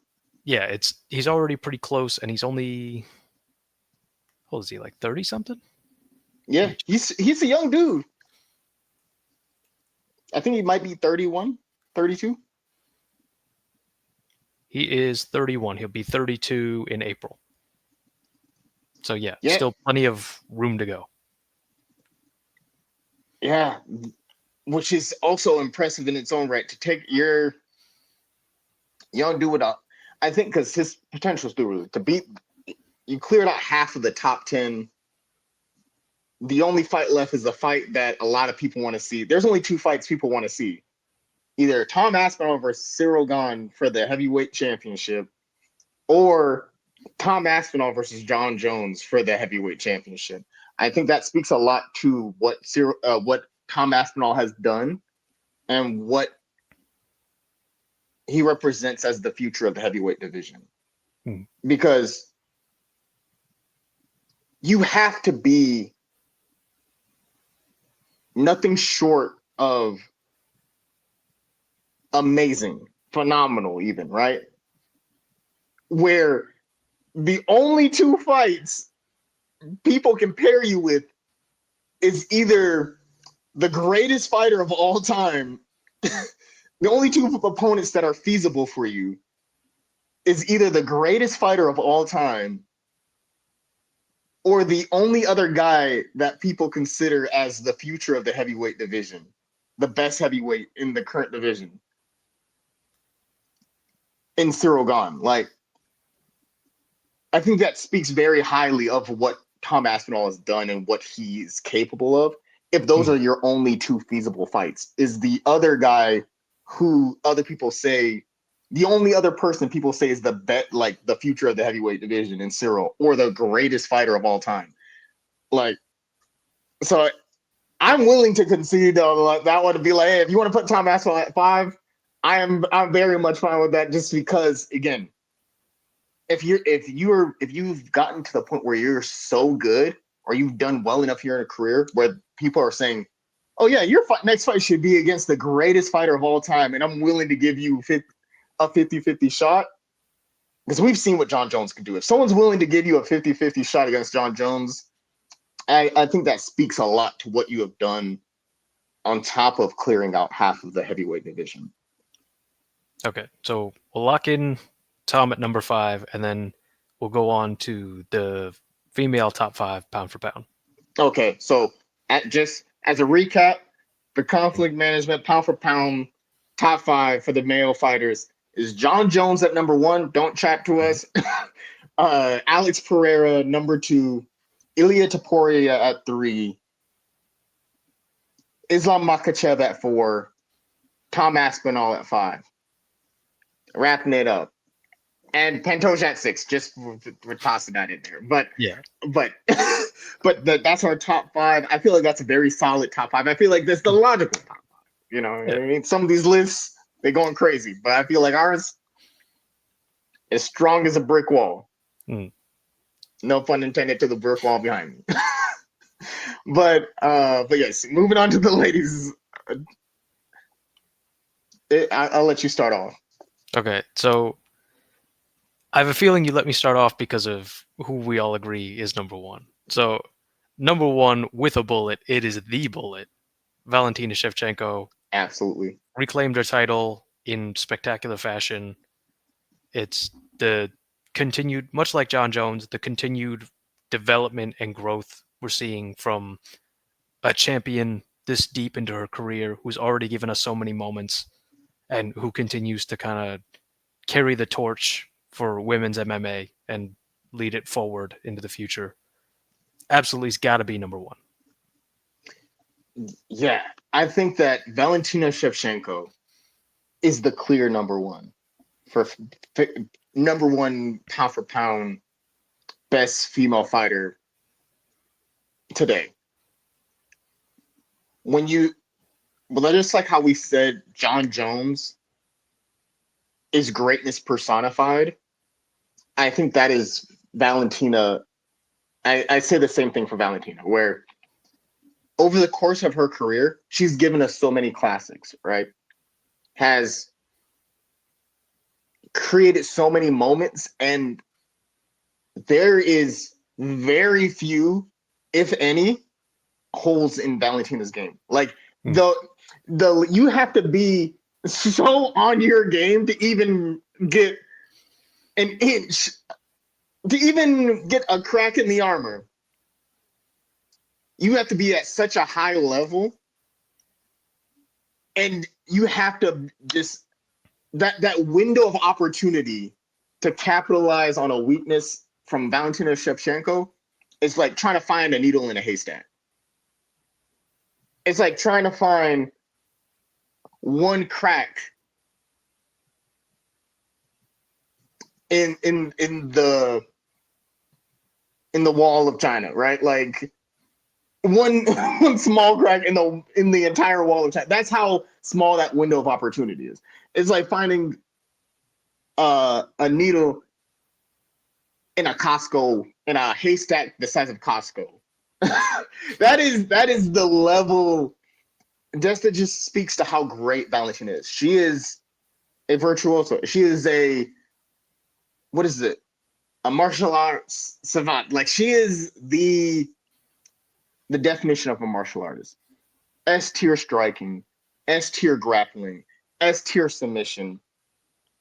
And she's always improving, always developing, always learning new skills. When you think of someone who has accomplished as much as Valentina has in her career, some people might get a little complacent. They might be like, "Oh, well, I am the greatest. I have done everything. I don't need to learn anymore because I've fully learned it all," right? But in true martial artist fashion, right? In the true definition of a proper martial artist, Valentina's always looking for what's the next skill I can learn. How can I improve what I already do? What the few times she has lost, right? Amanda Nunes, Alexa Grasso. Those weaknesses, she's like, all right, cool. That's right. This is where I messed up at. Cool. And that same weakness will not be there next fight. Won't even be there probably next month, next week. And she's good at everything. She speaks 7 languages. Like 7 languages, I feel like. Not only is she great at MMA or mixed martial arts, she's like an archer. She's great at firearms. She also rides horses. I'm pretty sure she bungee jumps. She's like a what is the one when people are like parachuting out of the sky? Anything you could, she could learn anything. I feel like she's great at like everything and anything. And what she's done in the female division for flyweight is nothing short of legendary. Future Hall of Famer, without a doubt. I think that's a lock. I think that, and that also goes to show you that she's only lost to like 2 people her entire career, which is Amanda Nunes, the other lady people consider to be the female GOAT. So the only loss she has is to the person who they feel like is the only other person people consider the female GOAT. And the queen of the flyweights, who I feel like is a future queen of the is the queen, you know what I mean, of the flyweights. She, Alexa Grasso, who is at the top of her game, you know what I mean? The who I think is the best flyweight in the division, but that's neither here nor there. I think that is my choice. But those are two of the best flyweights to ever do it, I think, right? Mm. Outside of Valentina. And that's the only two people she's ever lost to. So just goes to show you how great she is. I think number two, I feel like this is also a fairly lock, right? Is Wei Lee. Mhm. I can't think of any other person who would go above Wei Lee because it fits our criteria of a champion and the strength of schedule she's faced, right? She had a very dominant performance against Joanna Jędrzejczyk, a Hall of Famer and a pioneer, a trailblazer for women's MMA. So she's beaten a who's who list in her division. You think of a fighter, she's beaten them all, right? The strength is insane. Like she's the striking, like she's like Valentina. She has very little, like the holes in her game are so minimal that the window of opportunity for you to capitalize on is not very is very minor, right? So striking, great. Grappling, great. Submission, great, right? Like they're all top tier skills. And when you see her fight, it's nothing short of like spectacular most times, right? Whenever I see her fight, and generally I already know who I'm going for. She's just that good and that dominant at what she does. Did you see that one video where she picked up Francis Ngannou, Mhm.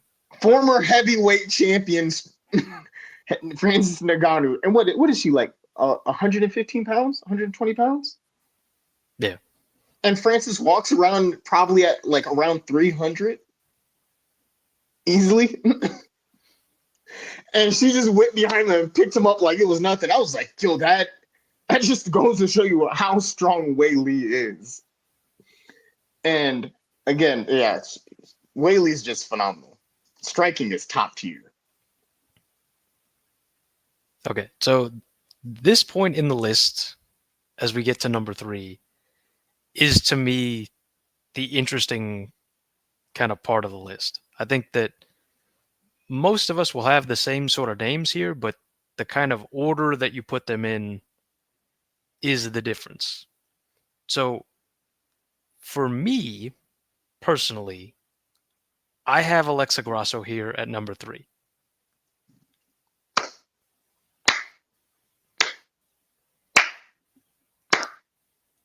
Are you in agreement that she's here at number three?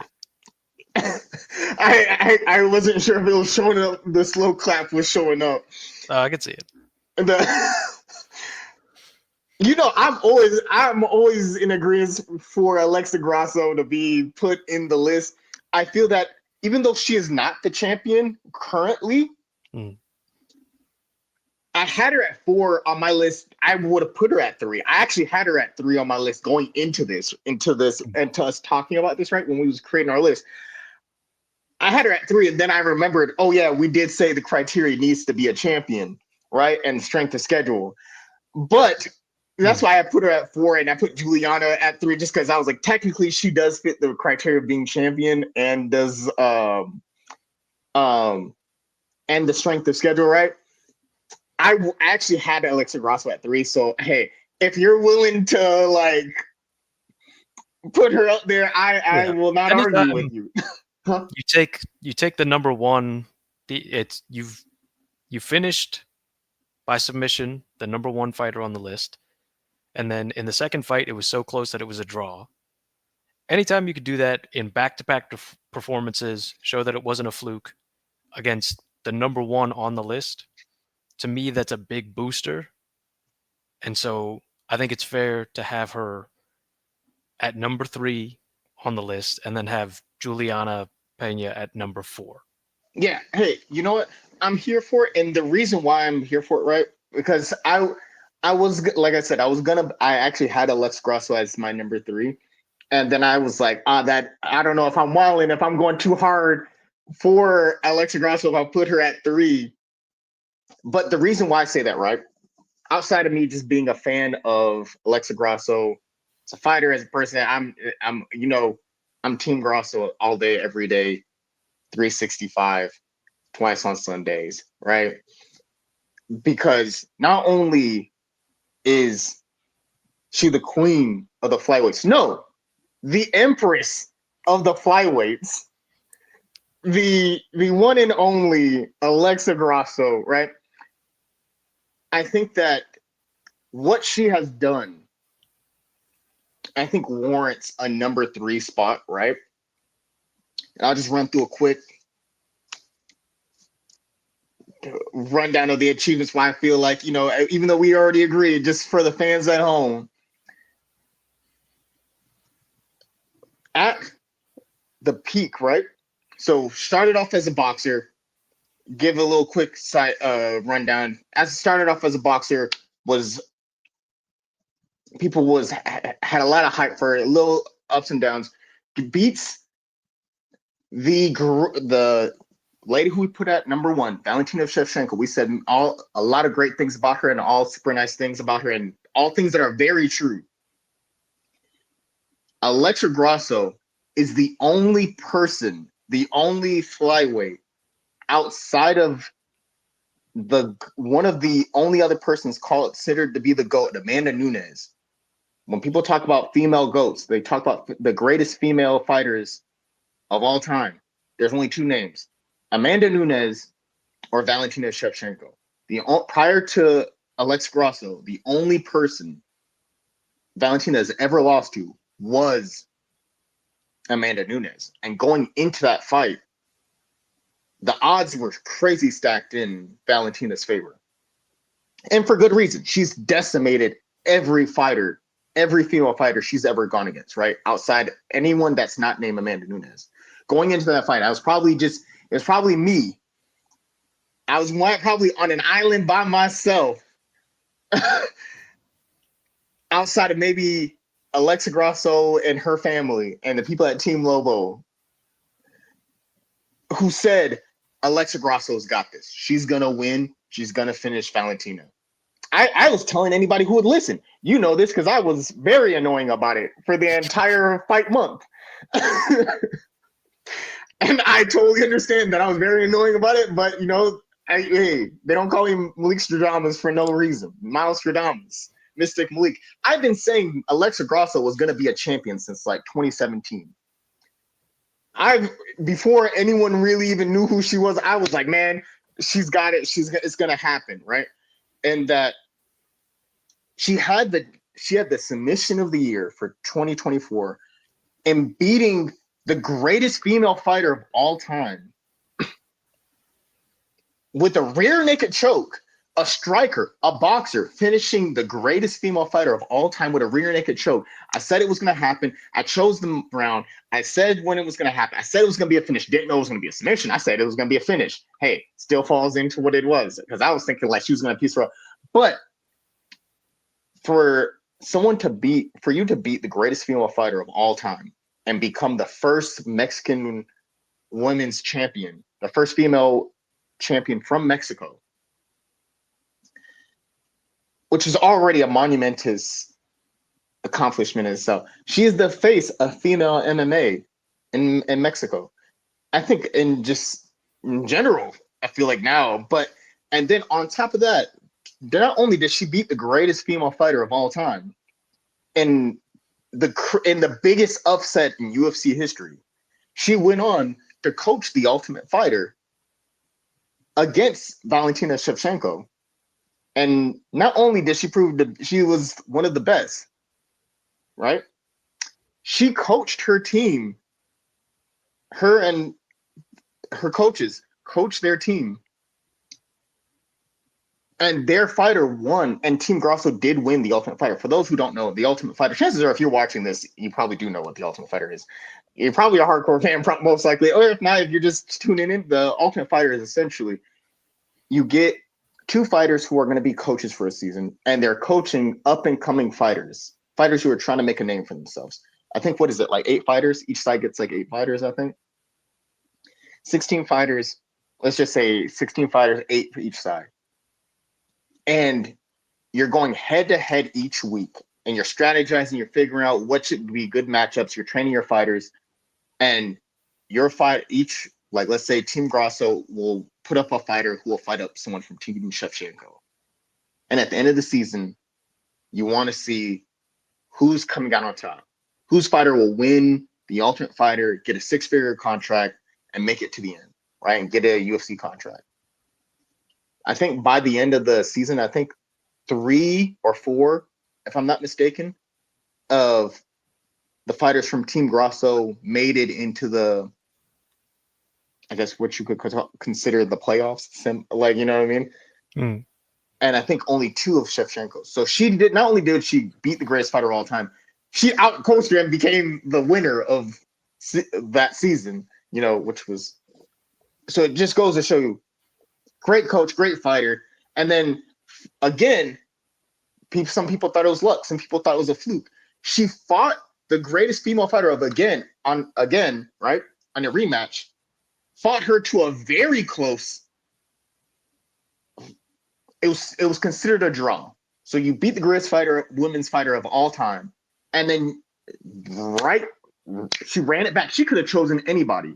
She could have chose to fight the next contender. She could have fought to this. She said, "Nah, I'm down. Hey, let's rerun it. Let's run it back.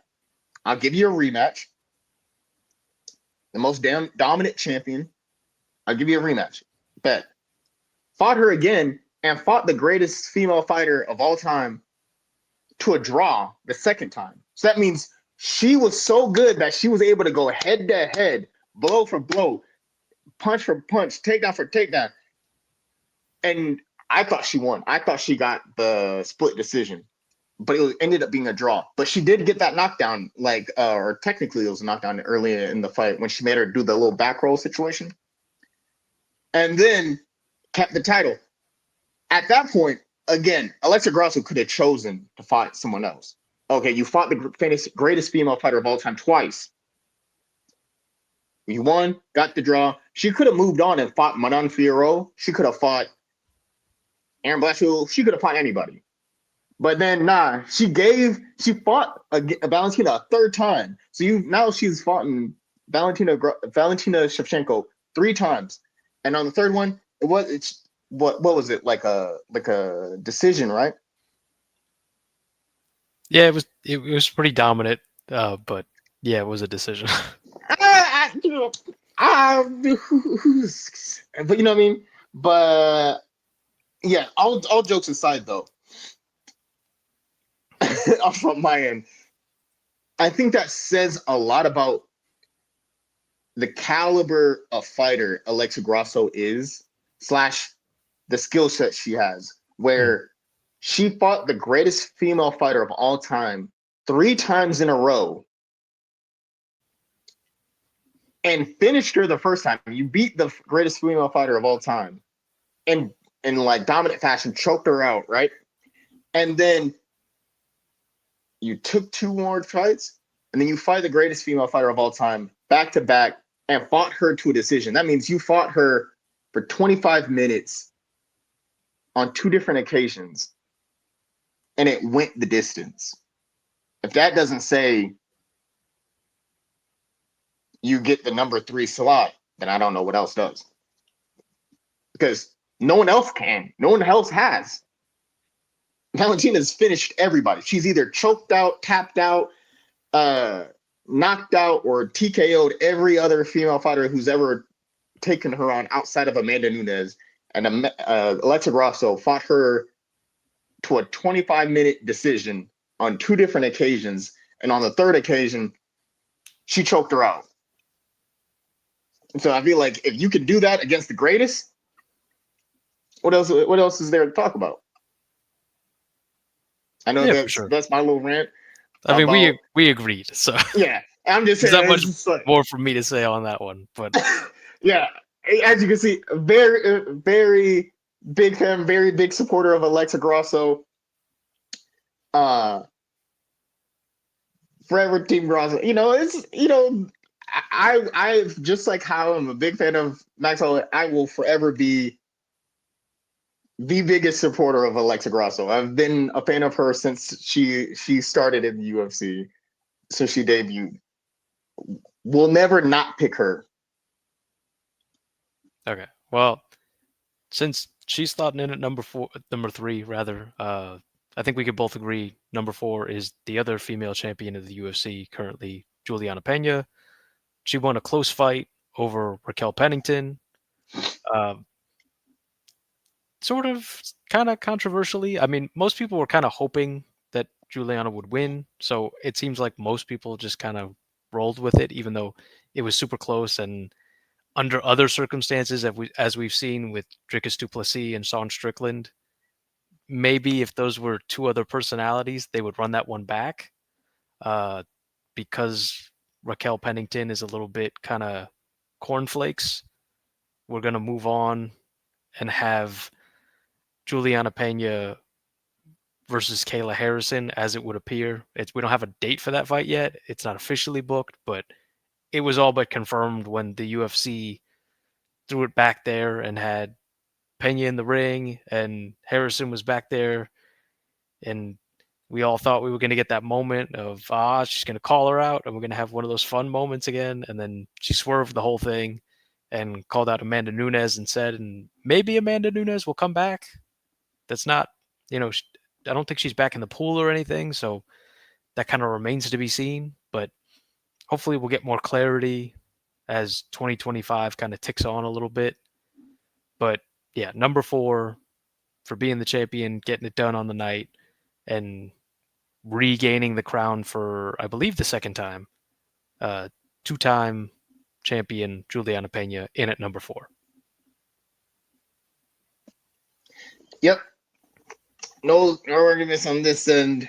I think that Juliana Pena is another fighter who I've been pretty vocal about as far as who I think, because there's a number of fighters, whether there was Machida, whether it was Connor in the very beginning, whether it was Cyril in the very beginning, Shavkat, all these people, Alex Grasso. I've been very big on a number of fighters, and just like I could talk about Alex Grasso and all day, she will forever have my heart. I will be a supporter of Alex Grasso till she retires, and even beyond that, right?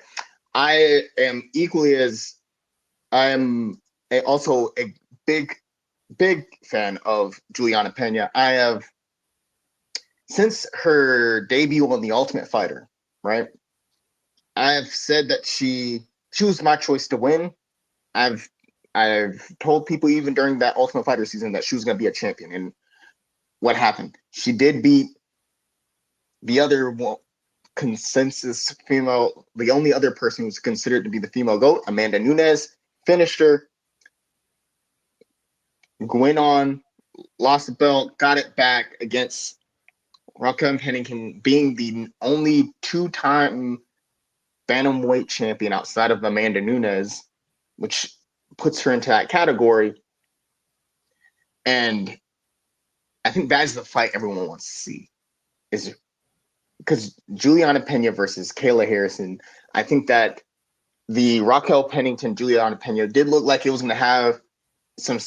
It could be really interesting because they were both on that season, on the first season of the first female season of The Ultimate Fighter.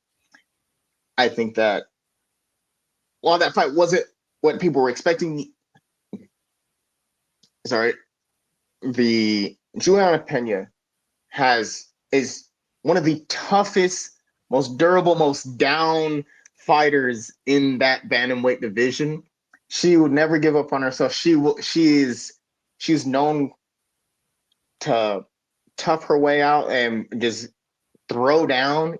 She's always down to throw down, and we've seen that over the years through the ups and the downs, pulling off one of the craziest upsets in UFC history and beating Amanda Nunes, even in the rematch. I think that she's just grappling, striking, one of if not the only star, one of the main stars of that division.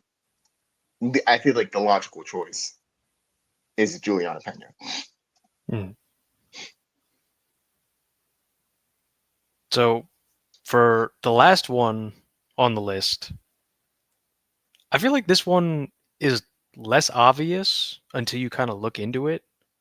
But for number 5, I have Tatiana Suarez. So That's a great these pick. these fights were long ago enough that I feel like pretty much everybody forgot. But Tatiana Suarez in the UFC has beaten Alexa Grasso, Carla Esparza, and Jessica Andrade now. Yeah.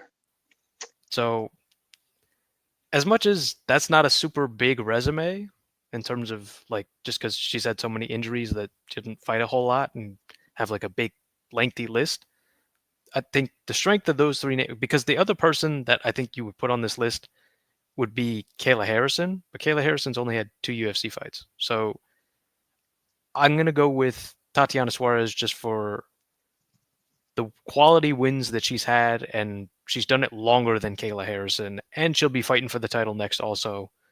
So for all of those reasons, and if you're comparing the resumes, Tatiana Suarez has the best win of those, that being Oh, Alexa Grasso. absolutely. Because say those three names again. Jessica Andrade, Alexa Grasso, and Carla Esparza.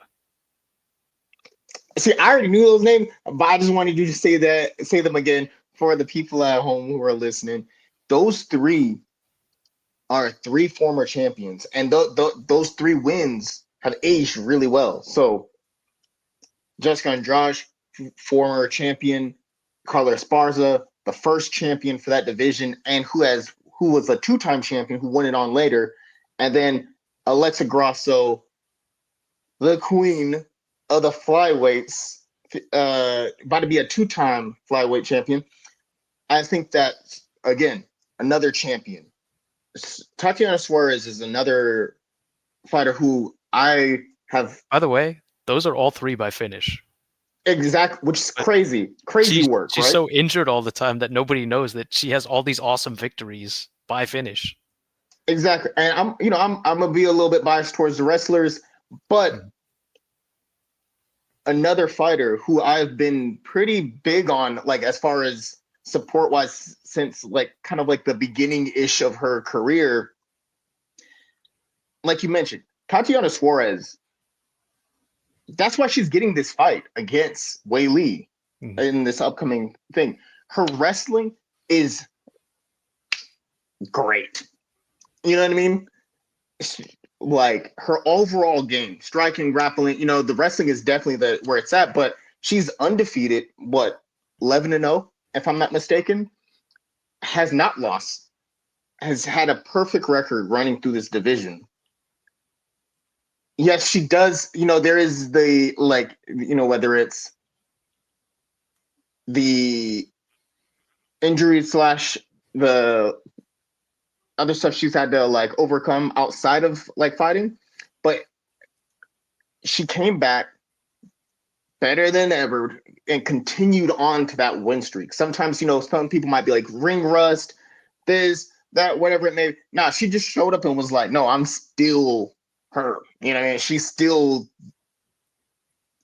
at the top, if not the top, right?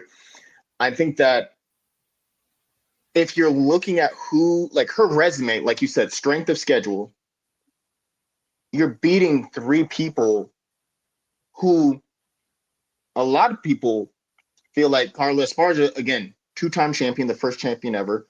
Chances are that person she goes into the like potentially goes in the Hall of Fame. Jessica Andrade, who is littered across her division for the number of accolades and achievements she's had. And then Alexa Grasso, who if she continues on this path, will be a future Hall of Famer who has a list of her own accolades. And she finished all of them. these are all super tough fights for any person. And I think that when you're looking at strategically of like we said Wei Li is the second pound for pound fighter, right? When you're looking at skill set wise and who's the a tough fight for her, I think Tatiana Suarez is strategically the hardest fight for her. If you're gonna say, hey, who has the best chances of beating Wei Li, that is Tatiana Suarez. She is the toughest challenge for her. And it's not just like, oh, we're picking someone just who's next. No, she is the kryptonite, the potential kryptonite to what seems like an unstoppable Wei Li. Outside of her, maybe Lupi Godinez, but that may take a minute. That may take like 2-3 fights. But Tatiana Suarez, it's the only other person in that division where I see a fight where I'm just like, ooh, that's a 50-50. Like it's toss up. But yeah, she's amazing, and I have no problems with that choice at all. So we have our women's. That's Valentina Shevchenko at number 1, Wei Li at number 2, Alexa Grasso at number 3, Juliana Pena at 4, Tatiana Suarez at 5. I like that pick. I think that's great. Going to our awards, because that we were been going on about a lot of different things. So do you have anywhere you want to start, or do you want me to just pick one? Let's start with event of the year. So I'll let you go ahead and choose your event of the year, and then I will go, since I was talking for a while. Okay. For me, the best card of this year was UFC 307, the one in Salt Lake City, Utah. So on that event, there was Buckley versus Wonder Boy, where Buckley came back with the big knockout, the great feet off knockout. the ground, insane hook that ended the night. You had Pena versus Pennington with all the drama that we mentioned and how back and forth and close that was. And then in the last second, Pena taking her ball and trying to set up an Amanda Nunes fight. And you had Topuria versus Holloway as the co-main event on that one, I think. And you had Alex versus Khalil, which was a spectacular fight, the best fight that Alex has been in since he's been in the UFC.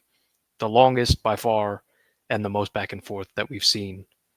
And to have that happen for a guy who's number 2 on the pound for pound list and have it end in the spectacular knockout, just really phenomenal entertainment value. So I think all those quality fights, big moments that we're going to remember. It's for me, UFC 307 Salt Lake City. That was the event of the year for me. I like that. That was a great card. For me, I had 3 that I was kind of like going back and forth on, right? 307 was one of them for the reasons you mentioned. 300 for like, there was a number of amazing fights on that. But what I decided to choose was UFC Noche, UFC 306 at the Sphere. One of that was my card of the year, right? Visually a beautiful card. And you don't get to say that often about like fight cards, because fight cards are fight cards, but the extravaganza of it all, right? How rare is it that we get to see a fight card that has people talking for weeks to come, weeks afterwards, right? The getting to see the history of combat sport of Mexico, getting to see over I guess combat throughout the years in Mexico, right? Like the Mexican culture and the traditions and like the little mini movies that they had, right? I think that was so dope, getting to see all of the different the story that went along with it, right? I think my favorite was the marigold one when they had the marigolds falling from this from the ceiling as it was coming through on the screen. They're in the sphere. You're getting to see all the, the scene changes. It looked like it was on the Tekken 8, Street Fighter 6 kind of feel where every time it went from the early prelims to the main card, there was a whole scene change where now you're fighting on what looks like on like temple ruins. Oh, now you're in the city, and you're in a cityscape with all the bright colors. You got people moving around. There's like confetti going up, fireworks going up. It's got the cage going up. I think along with the fights, when you got to see that kind of like that, those mini movies, which was phenomenal, amazing. It was really cool to see. And then getting to see them fight behind those amazing backdrops, the production of it all was amazing to see.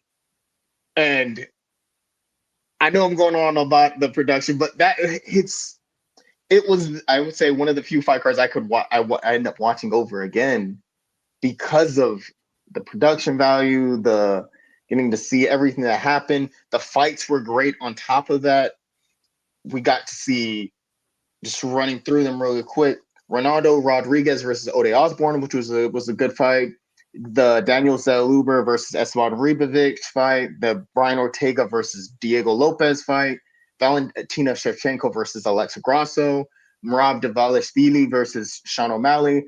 I think that getting to see, and then the little effects that would show up after someone won, just the level of detail that went into every aspect of the night, like when someone would win and there was like little like win animations like in a video game, which was phenomenal. Getting to see kind of like how interactive everything was, like, just, if you haven't seen it, I think it's one of the fight cards I would actually go back and watch through. It's amazing, top tier stuff.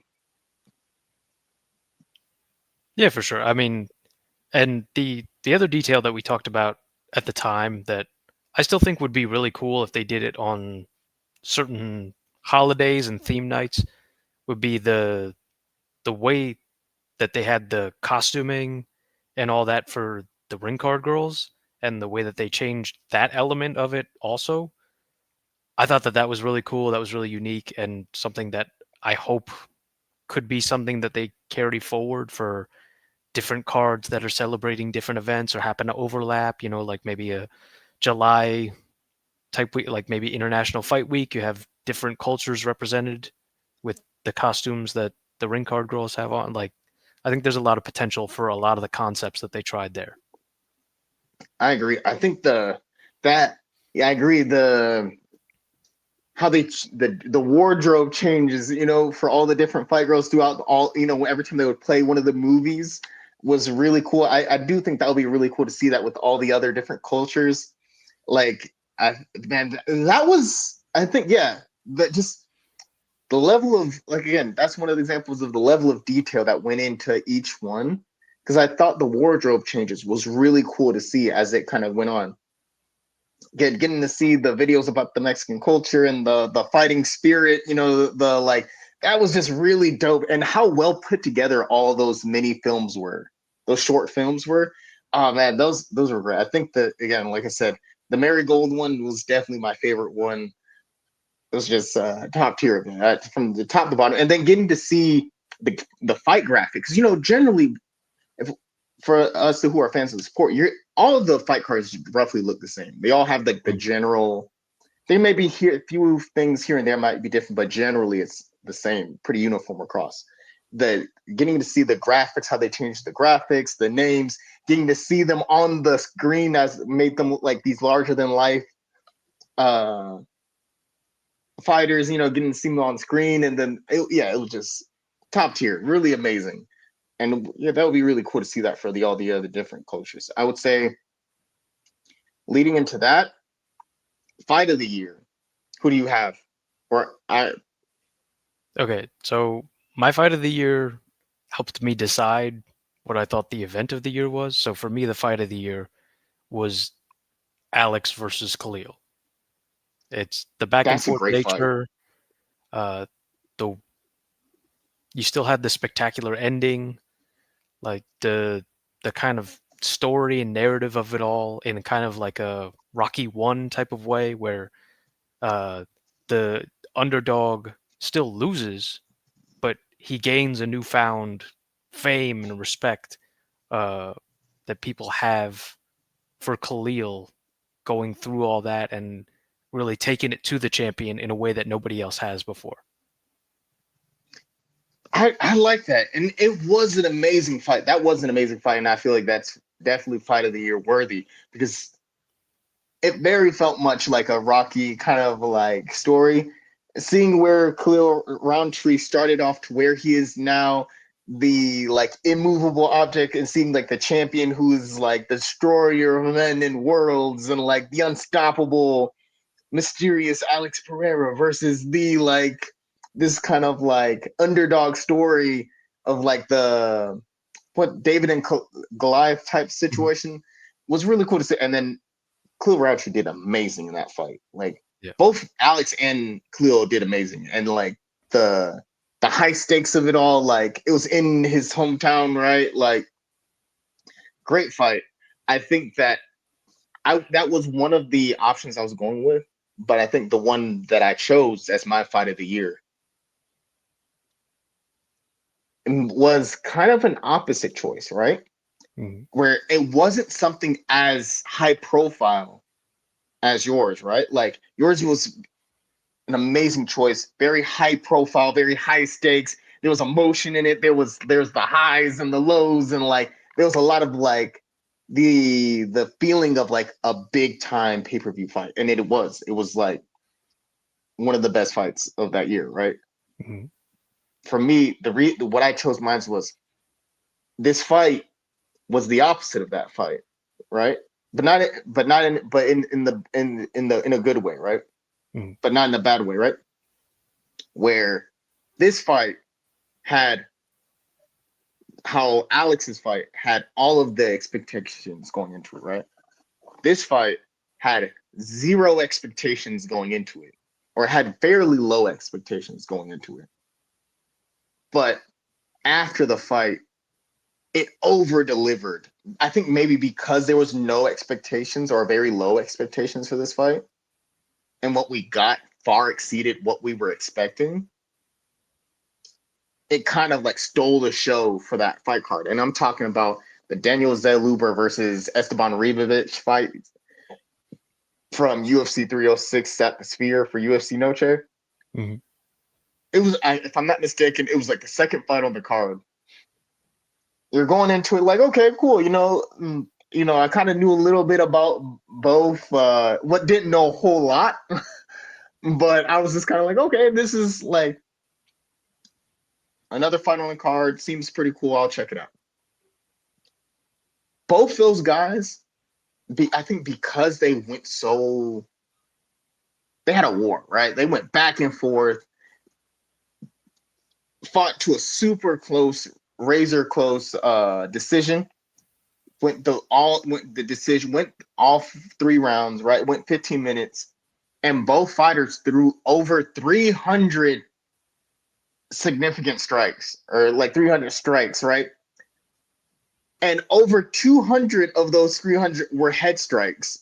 They was just going back and forth at each other. It was a lot of back and forth action. It was like hard to tell, like, oh, who won that round. It was very close either way. And then eventually they gave it to Esteban Ribovic, but that was my fight of the year. It's just those guys went to war. It was a very close decision. Went all 3 rounds, 15 minutes, and both fighters over 300 strikes. Yeah, it was. I would say that was my pick for a fight of the year. Okay.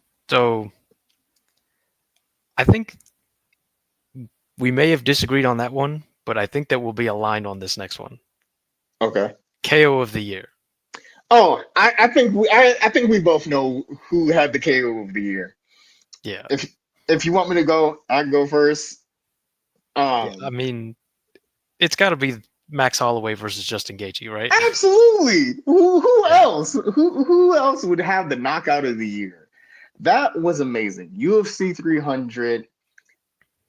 Max Holloway, the Blessed Express, the Y&I Warrior, the Hawaiian Legend versus the human highlight reel, Justin Gaethje, your favorite fighter's favorite fighter for the BMF belt.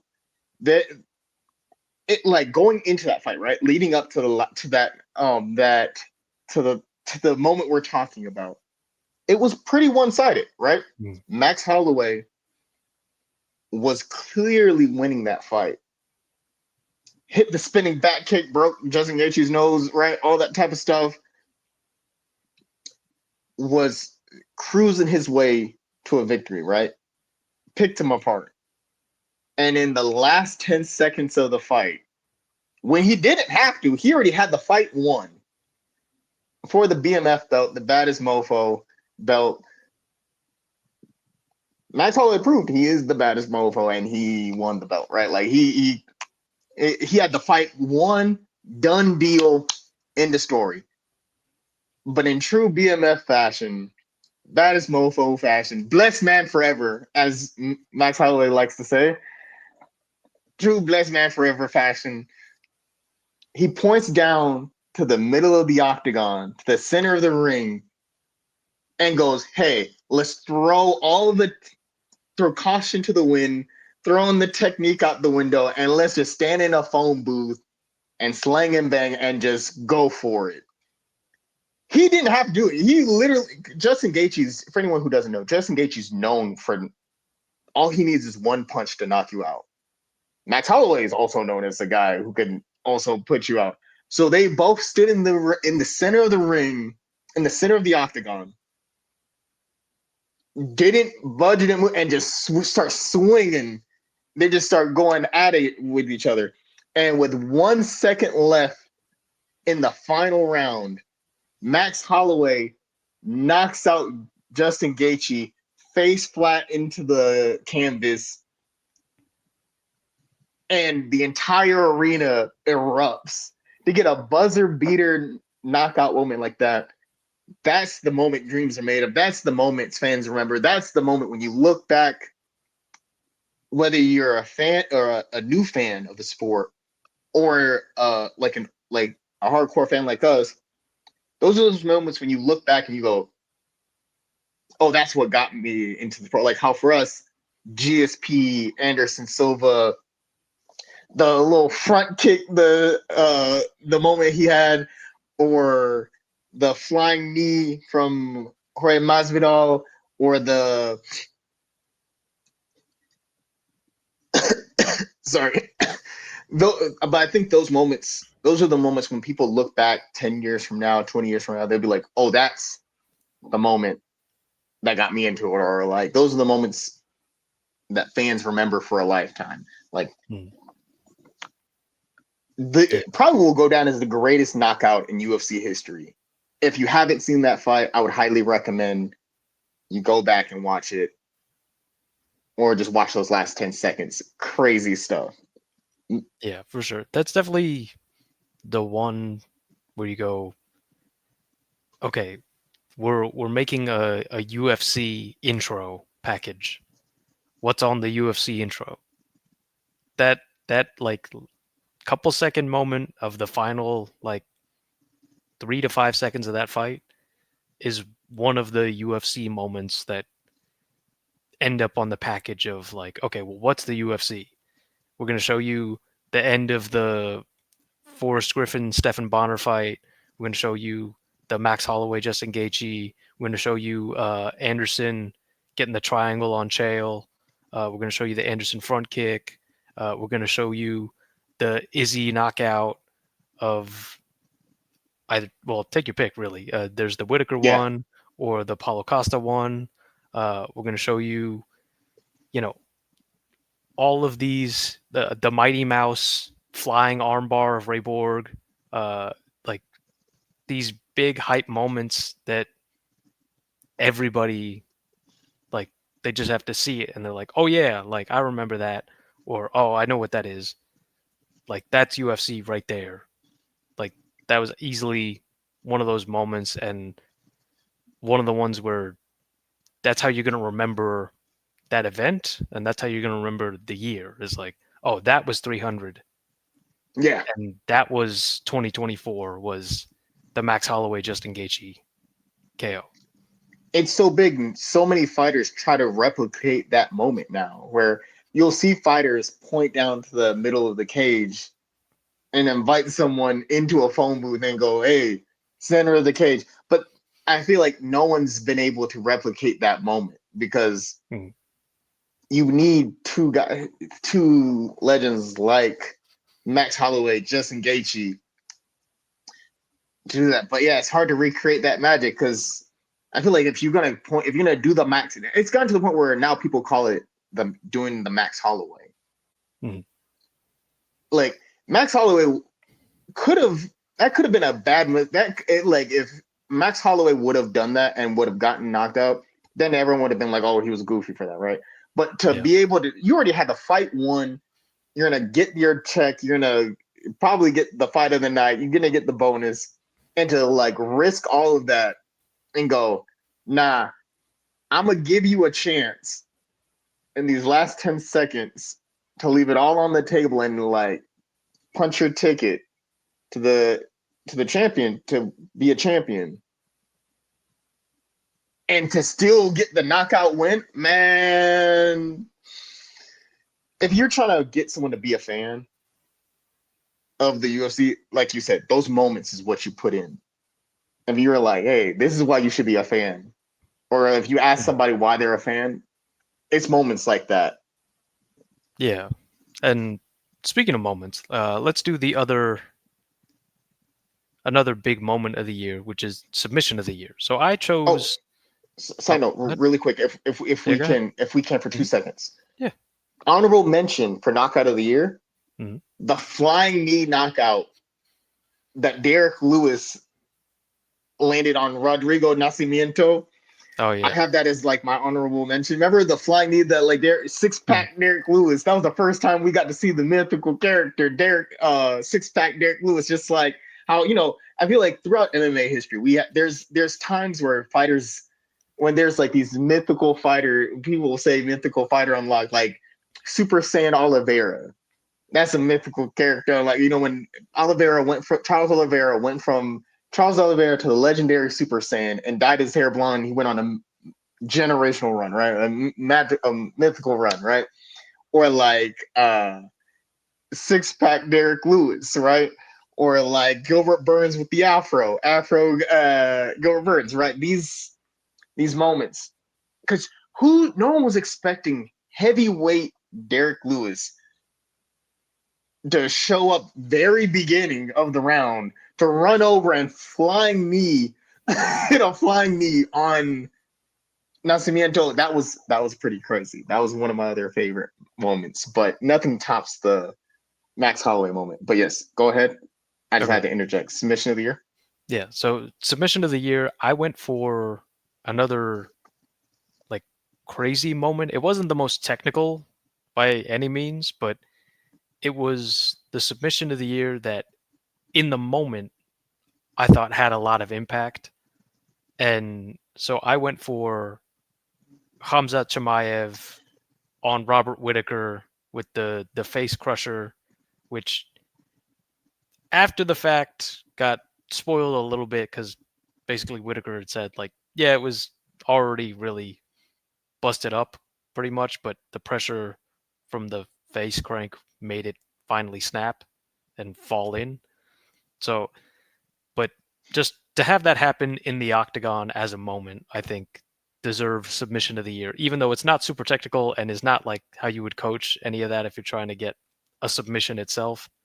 But for the moment and having the craziness happen and all of the stuff that came with it, I think that's submission of the year.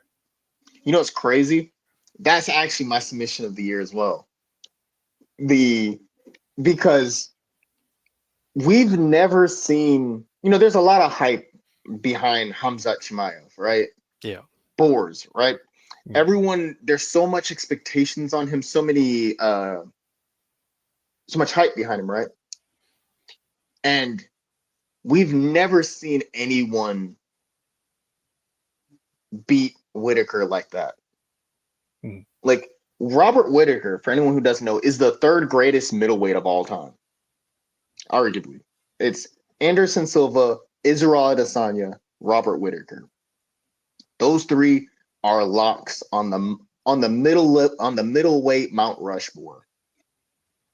And usually Robert Whittaker is the hammer and not the nail, but to see straight out of the gate, go for a blast double, and to get that face crank, we've never seen Robert Whittaker just tap that fast. You know what I mean? Like, but afterwards we figure out that like, oh, his teeth got pushed inwards by that face crank, and you're thinking like, wow, that how strong is this dude's grip strength?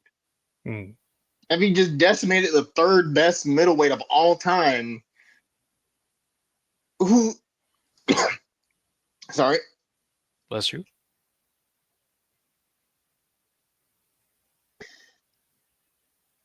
You don't see that often. And then, he did, like you said, he did mention, like, hey, his bottom row of teeth was already kind of bad. And it was just kind of like, like, exacerbated the seriousness of that, like, of that injury.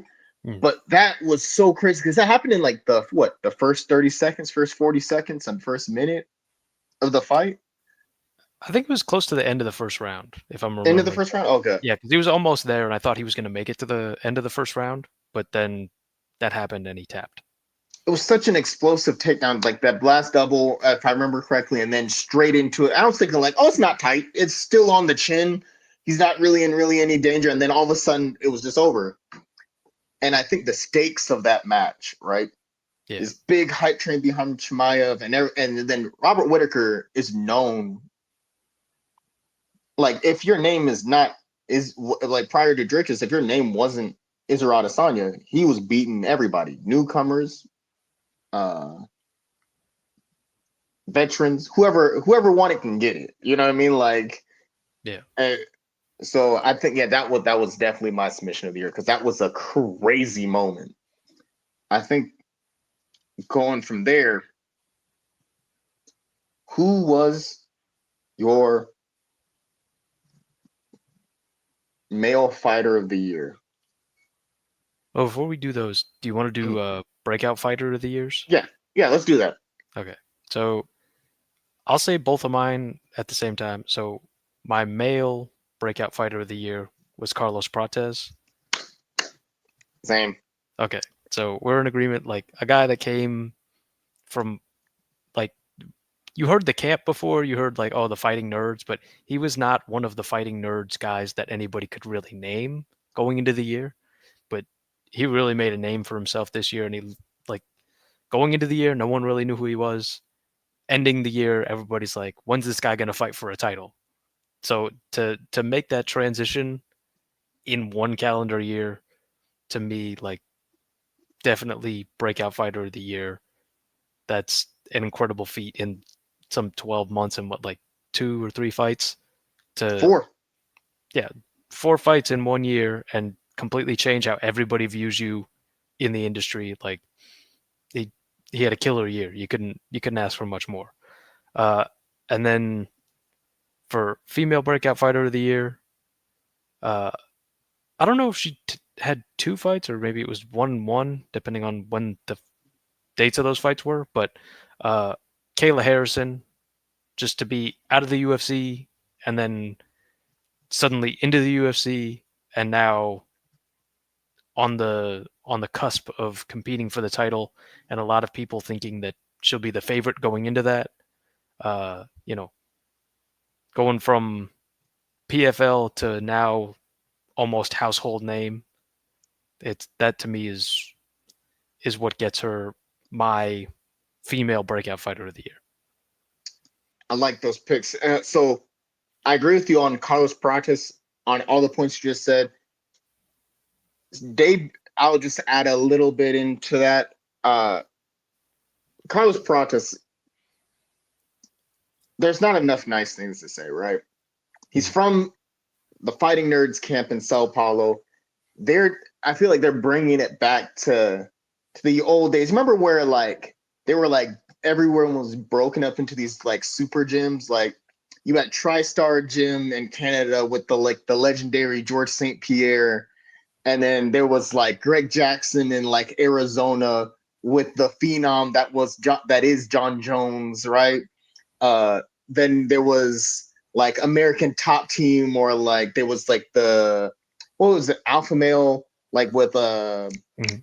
Uriah Faber, right? Mhm. Now it isn't so much like super gym like focus, right? But you're starting to see kind of that with Team Lobo in Mexico with like with Alexa Grasso, Lupe Godinez, Diego Lopez, the Fighting Nerds with Kyle Bahayo, uh, Mauricio Rufi, Carlos Pratis, right?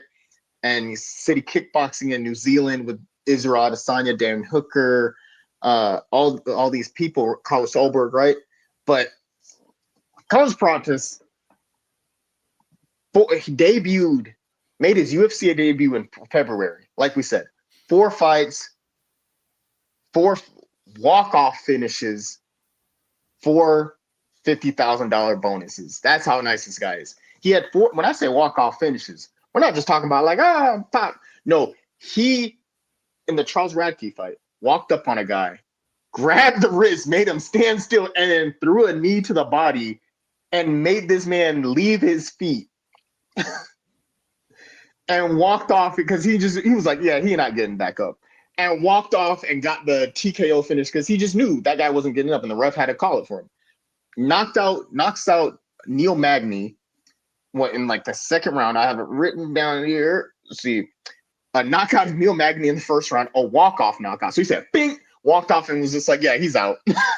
The level of skill and confidence you got to have to just one shot a guy and just be like, yeah, he ain't getting up. First round knockout of Neil Magny. Second round knockout of Trevin Giles. Second round knockout of the Leech Liang. Sorry. All 4 of those were walk-off knockouts. He's just going boop, walk off and just like, yep, I know I got him.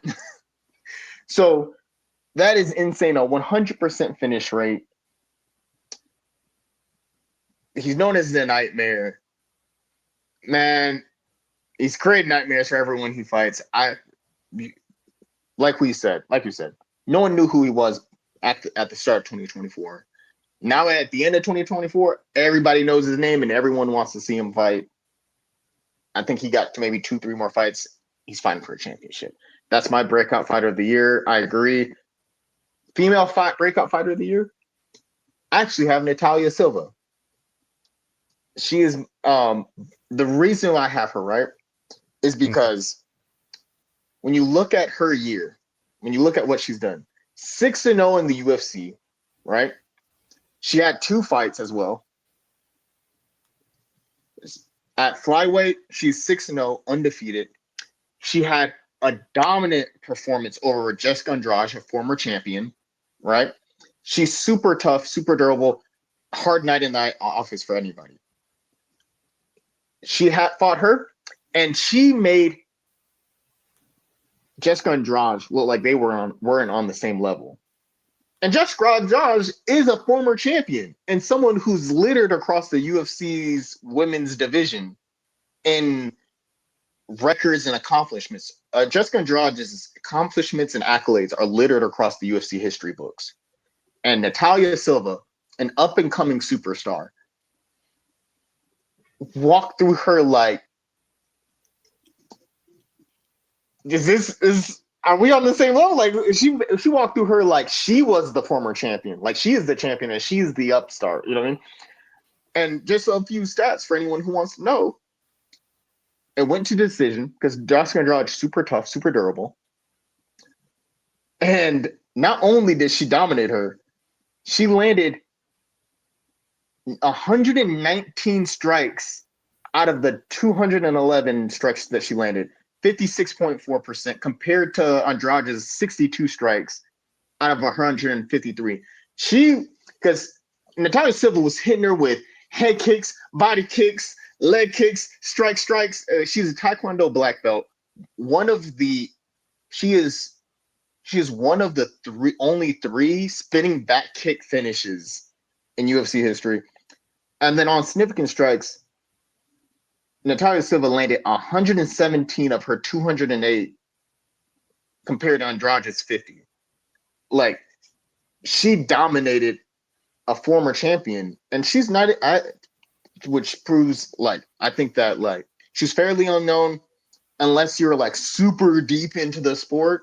But now everyone knows who she is. Her personality is like a ray of sunshine. She's just all positivity and good vibes. But when the cage door closes, she's here to lay the smackdown on whoever wants some can get some.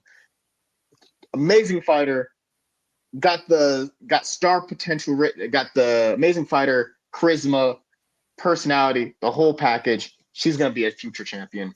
Um, that's my pick. And then she had the fight over with the Viviana Arujo.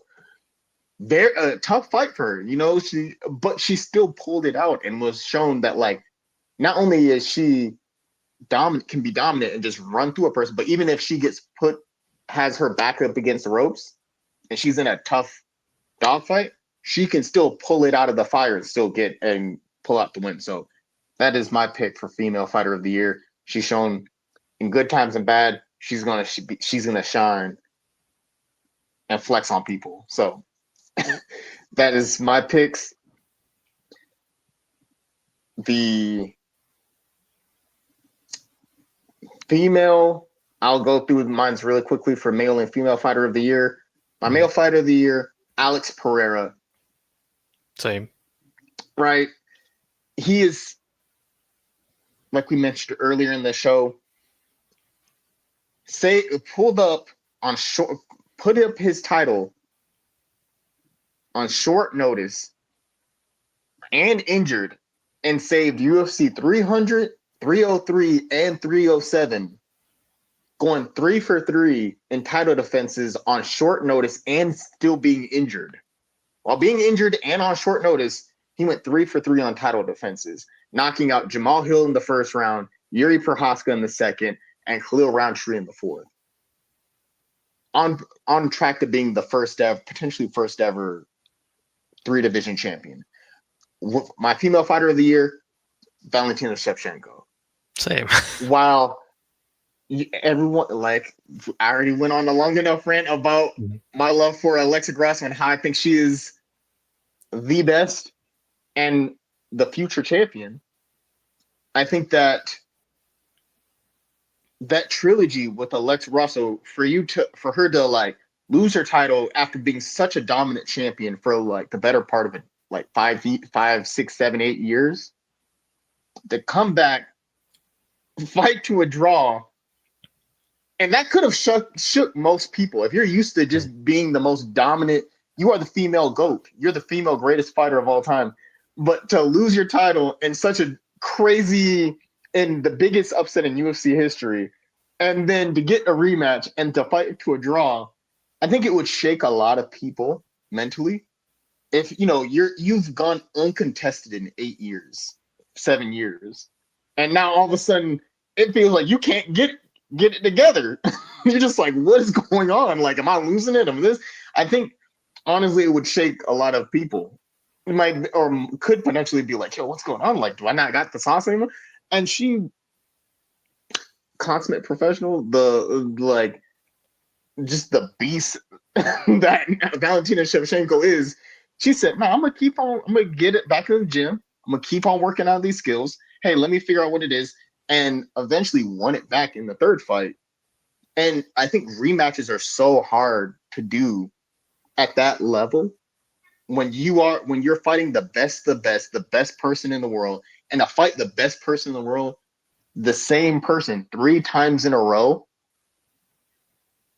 Fight the best fighter, like, because you already know each other's everything that person's gonna do. Y'all know each other's tricks. Y'all know each other's tendencies.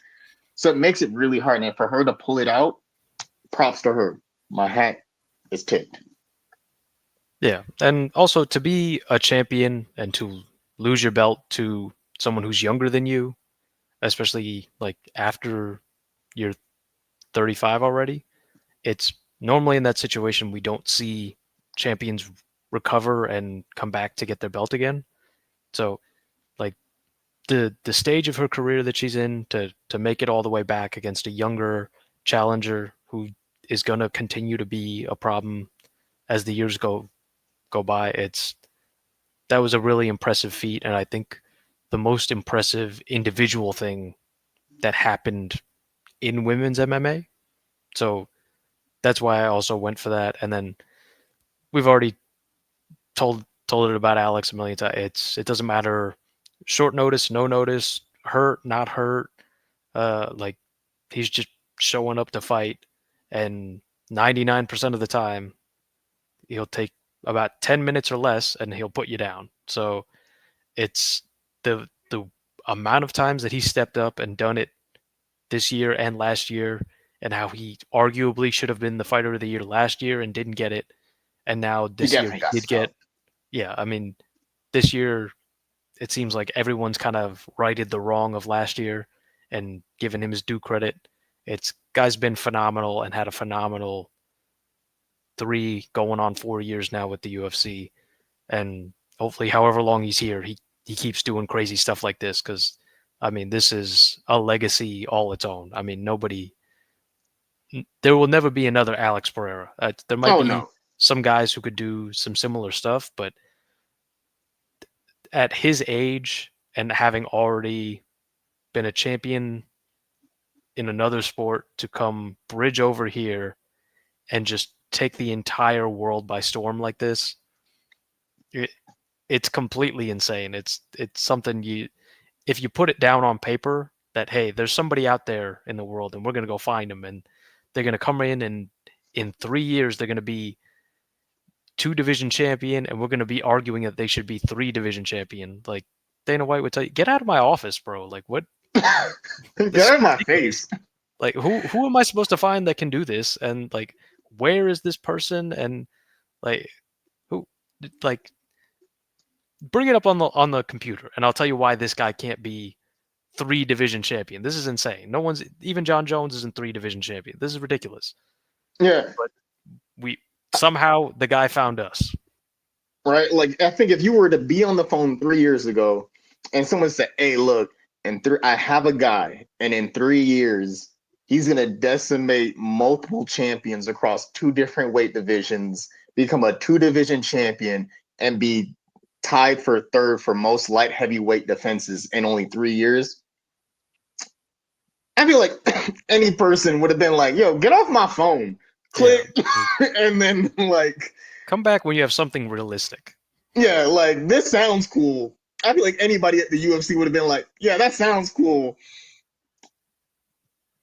But hey, come back when you got something that's like, come back when you're not willing to waste my time with like hypothetical nonsense. And they're like, no, like there's a guy, his name's Alex Pereira. The things he's done has been nothing short of a storybook of a movie. Like, because I'm curious for you, right? In 2025, right? How many champions do you think will change in 2025? So there is 11 divisions, I believe. Let's see. Yes, of the 11 weight classes we have, the 11 champions we have, how many new champions do you think we'll get in 2025 Okay. So by the end realistic of 2025? realistically, if I was putting a number on it, I would say 4 new ones as far as undisputed. Because obviously, like injuries happen in the sport and you never know if there could be an interim situation, but I think by the end of this year, I will say either Tom Aspinall will have beat John Jones or John Jones will have retired and Tom Aspinall will be heavyweight champion. I think Hot Shavkat take. Rakhmonov will be the middleweight champion, or welterweight champion rather. Uh, Kayla Harrison will beat Juliana Pena when they face up, and she'll be the new champion. And then I think that when Tatiana Suarez fights Zhang Weili. I think Tatiana's going to be the champ. I just think that matchup in particular is not a great one for Weili. So I got Tatiana winning that one, and then I have a few other ones that at a stretch, like if some weird stuff happens, I think could do it. So I think that Caio Bahayo could be a champion in waiting. I just don't know if he's going to get the opportunity this year. He's already pretty highly ranked, but I just don't know if he's going to get the shot. Um, and then the other one, this requires a really tricky scenario. So if Taporia goes up to fight Islam, I think that Taporia could win that one. And then based on what he's been saying, I don't think he'll come back down. So I have Volk as possibly a new champion because Taporia will vacate and not come back to 45. You know, I like those. I do think I do have on my list too. I have Kyle Bahayo becomes middleweight champion. So bit of a hot take, right? I say there's going to be 10 new champions by the end of 2025. I think of the 11 weight classes, I think we're going to get 10 new champions. I think that the only person who's going to still have their belt at the end of 2025 is Alex Pereira. I think that That'd be a wild year. right, but look at who we have on the come up, right? Right. This what I'm thinking, right? It's going to be a wild year. It could be a wild year, right? I think either John Jones beats I think the John Jones Tom Aspinall saga, right?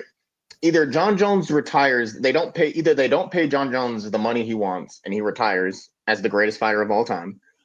And they do Cyril Gane versus Tom Aspinall for the heavyweight belt, and maybe just me being a Cyril Gane fan and the skill set, I think Cyril becomes heavyweight champion, and then like Tom Aspinall they have a trilogy. I think those two will have like, if Cyril beats Tom will get a rematch. I think Tom beats Cyril, and then they have like a rubber match to settle it at like Madison Square Garden, right? I think they may have it like the first Cyril versus Tom in England, in Birmingham or London, right? Cyril comes and beats Tom in his own backyard, becomes first French champion. Then they have the title fight in Paris. Tom beats Cyril in Paris because Cyril's undefeated in Paris, and that's a crazy upset. So then they have the rubber match: Cyril versus Tom 3 after Aspinall versus Gane 3 at Madison Square Garden for all of the marbles. And I think Cyril pulls through. Either way, or John beats Tom, then John retires. Either way, I think it still leads to Tom Aspinall versus Gane. I think that Alex Pereira is still going to be champion, regardless who comes up. I think Kyle Bahayo. I think Sean Strickland beats Dricus Duplessis, and Kyle Bahayo finishes Sean Strickland, becomes the middleweight champion, and then eventually, maybe in the beginning of 2026, maybe at sometime, or maybe even during 2025, Kyle Bahayo fights Israel Adesanya for the middleweight belt. I think that's just me guessing. That's if I think he beats what's his name? Imavov, right? Yeah. But I think that in the Dricus versus Strickland fight, Strickland beats Dricus, and then Kyle Bahayo beats him, right? Welterweight, I think Shavkat Rakhmonov becomes welterweight champion. I think he finishes Bilal Muhammad and goes on a like crazy run on a GSP-esque run, a Kamaru Usman-esque run, right? I think at lightweight, I want to say Charles Oliveira turns back the clock and becomes, to my knowledge, the first ever 3-time lightweight champion. I think I think Arman beats Islam. I think Arman Sarukian beats Islam Makhachev, and then Charles Oliveira gets his rematch. Because I think he lost to Arman, right? He gets the rematch and beats Arman Sarukian to become first ever 3-time lightweight champion. You know, it's a feel good story for the ages. I think that going to what's that, bantamweight, right? For Charles? No. After lightweight, bantamweight. Yeah, Oh, that's featherweight. Bantamweight, featherweight. featherweight, Yeah, featherweight. featherweight. I think that Ilia Topuria.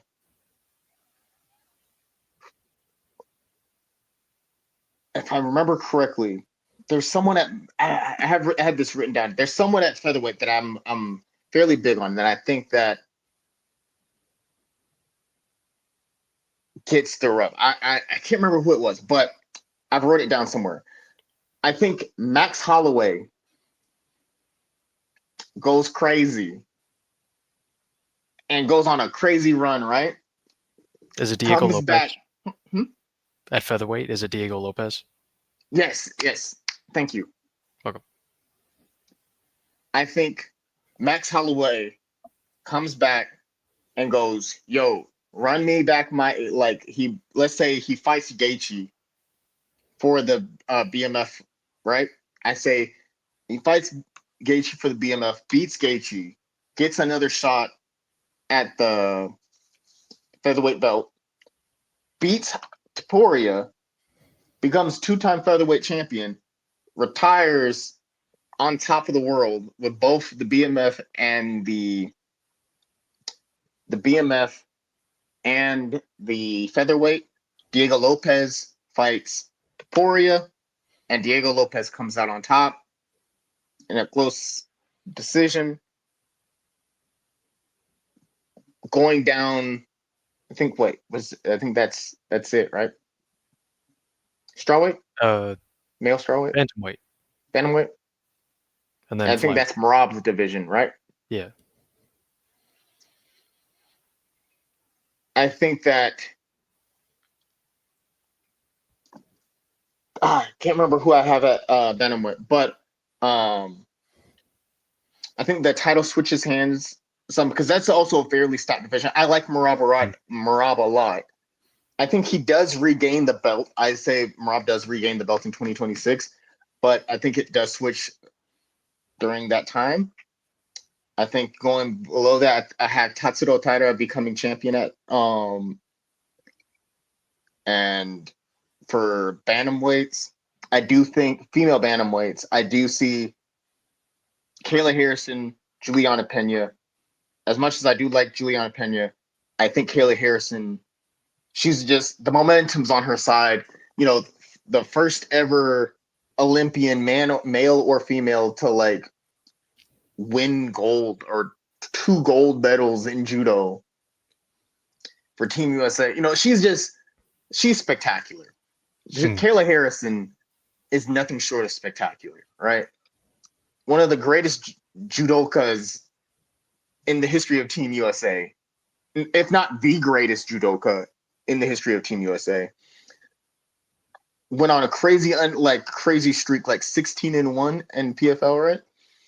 And then she decimated Holly Holm at her own game, and even against I think it was Caitlin Vera, like the no Polyana Vera, Caitlin Vera still put on a dominant performance against her. I just don't see the Kayla Harrison train stopping anytime soon. It's going straight to the station, straight to the belt.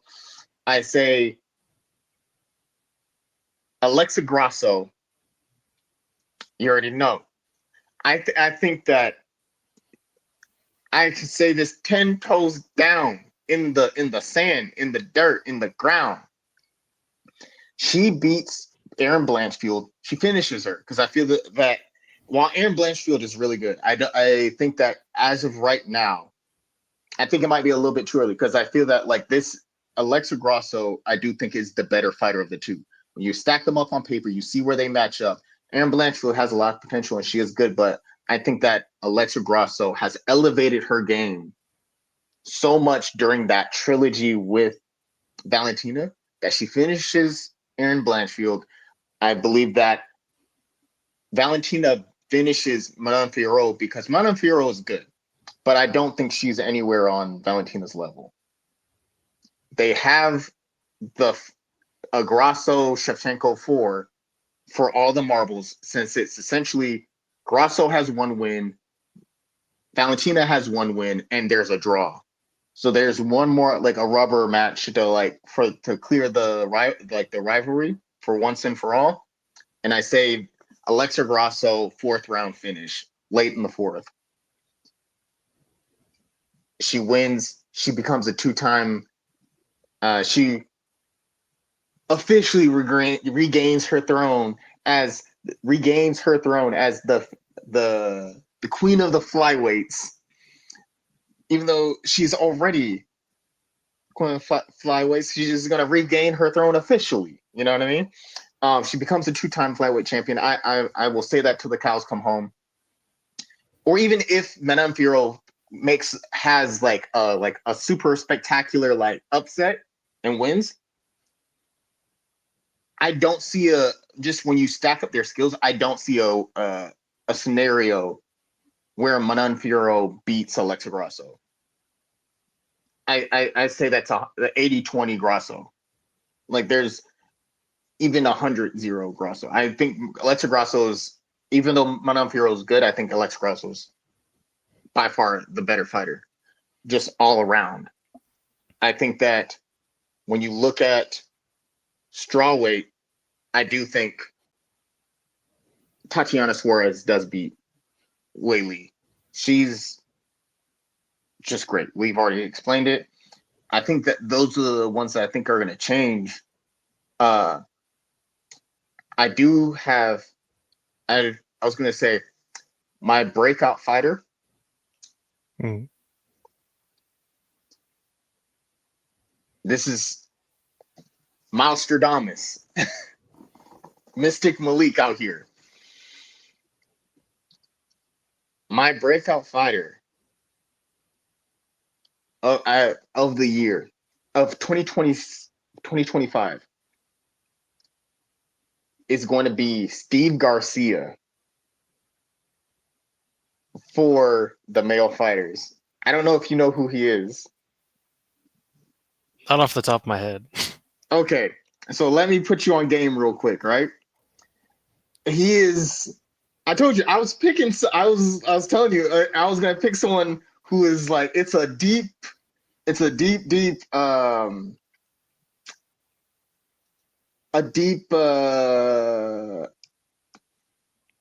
in the pocket pick, right? I told you I was like it's someone who's fairly unknown, as in case in point, right? To the most people, but I think he is on the come up. He's fighting in featherweight, if I'm not mistaken. So his nickname is Mean Machine, Steve Mean Machine Garcia, right? He fought on the same card as Natalia Silva when she fought against Andrade, right, in September. He is 5-0 in the UFC.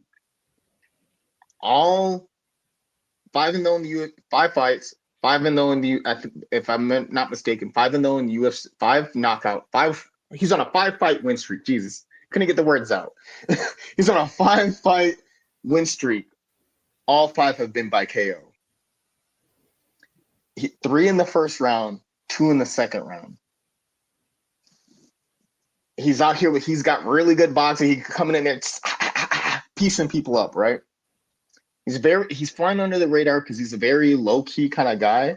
He's not a like Ilia Topuria or like a Israel Adesanya where they're very like, hey, I'm great. You should know what's up, right? It's more of like, hey, I'm gonna pull up and you're gonna know what's up, right? Type dude.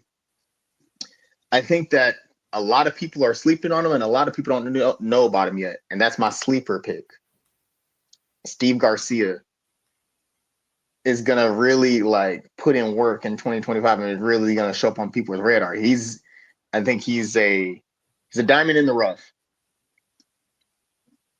Before I go into my female pick, what are your thoughts? What is your opinions on, if you have any, for the male breakout fighter, or even on the Steve Garcia pick? I don't have my own Mm. prediction in that sense. There wasn't anyone who like stood out to me when I was thinking about it.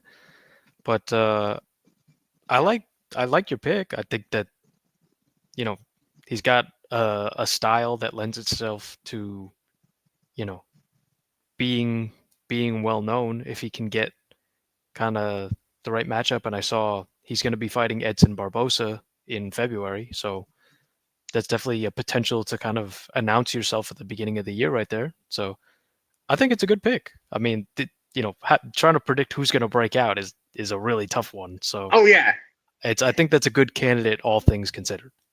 yeah, I agree. It's a really hard thing to pick, but I think that's what makes it fun. Just like, will we get it right? Who knows? Will we get it wrong? Who knows? But I feel, that's why they. It's fun because when you get it right, you be feeling like, man, I'd really be guessing this. I joke around a lot with the whole Nostradamus mystic belief type thing, but it's just funny. But just looking at fighters and like, just being like, I think this person did, because I've been I feel like I'm fairly good at picking future champions slash future contenders, because I was right on Alexa Grasso, Juliana Pena, Lyoto Machida, Conor McGregor. Did I say Juliana? Mhm. Shavkat, because he's fighting for the belt right now, and like, because it's super late, I'm blanking on the other, but there's like three more that I chose from the very beginning, that I was like, ooh, this guy's got it. Or gal, this girl got it. You know what I mean? But my female fighter, my prediction for 2025 female fighter of the year, I mean breakout fighter of the year, is another super deep pocket pick. I feel like no one knows about her. I feel like very, very few people know about her because the UFC just signed her, and she is. I wrote it down. She has a surname that everybody knows, a last name that everyone knows. She is Alice Golden Girl Pereira.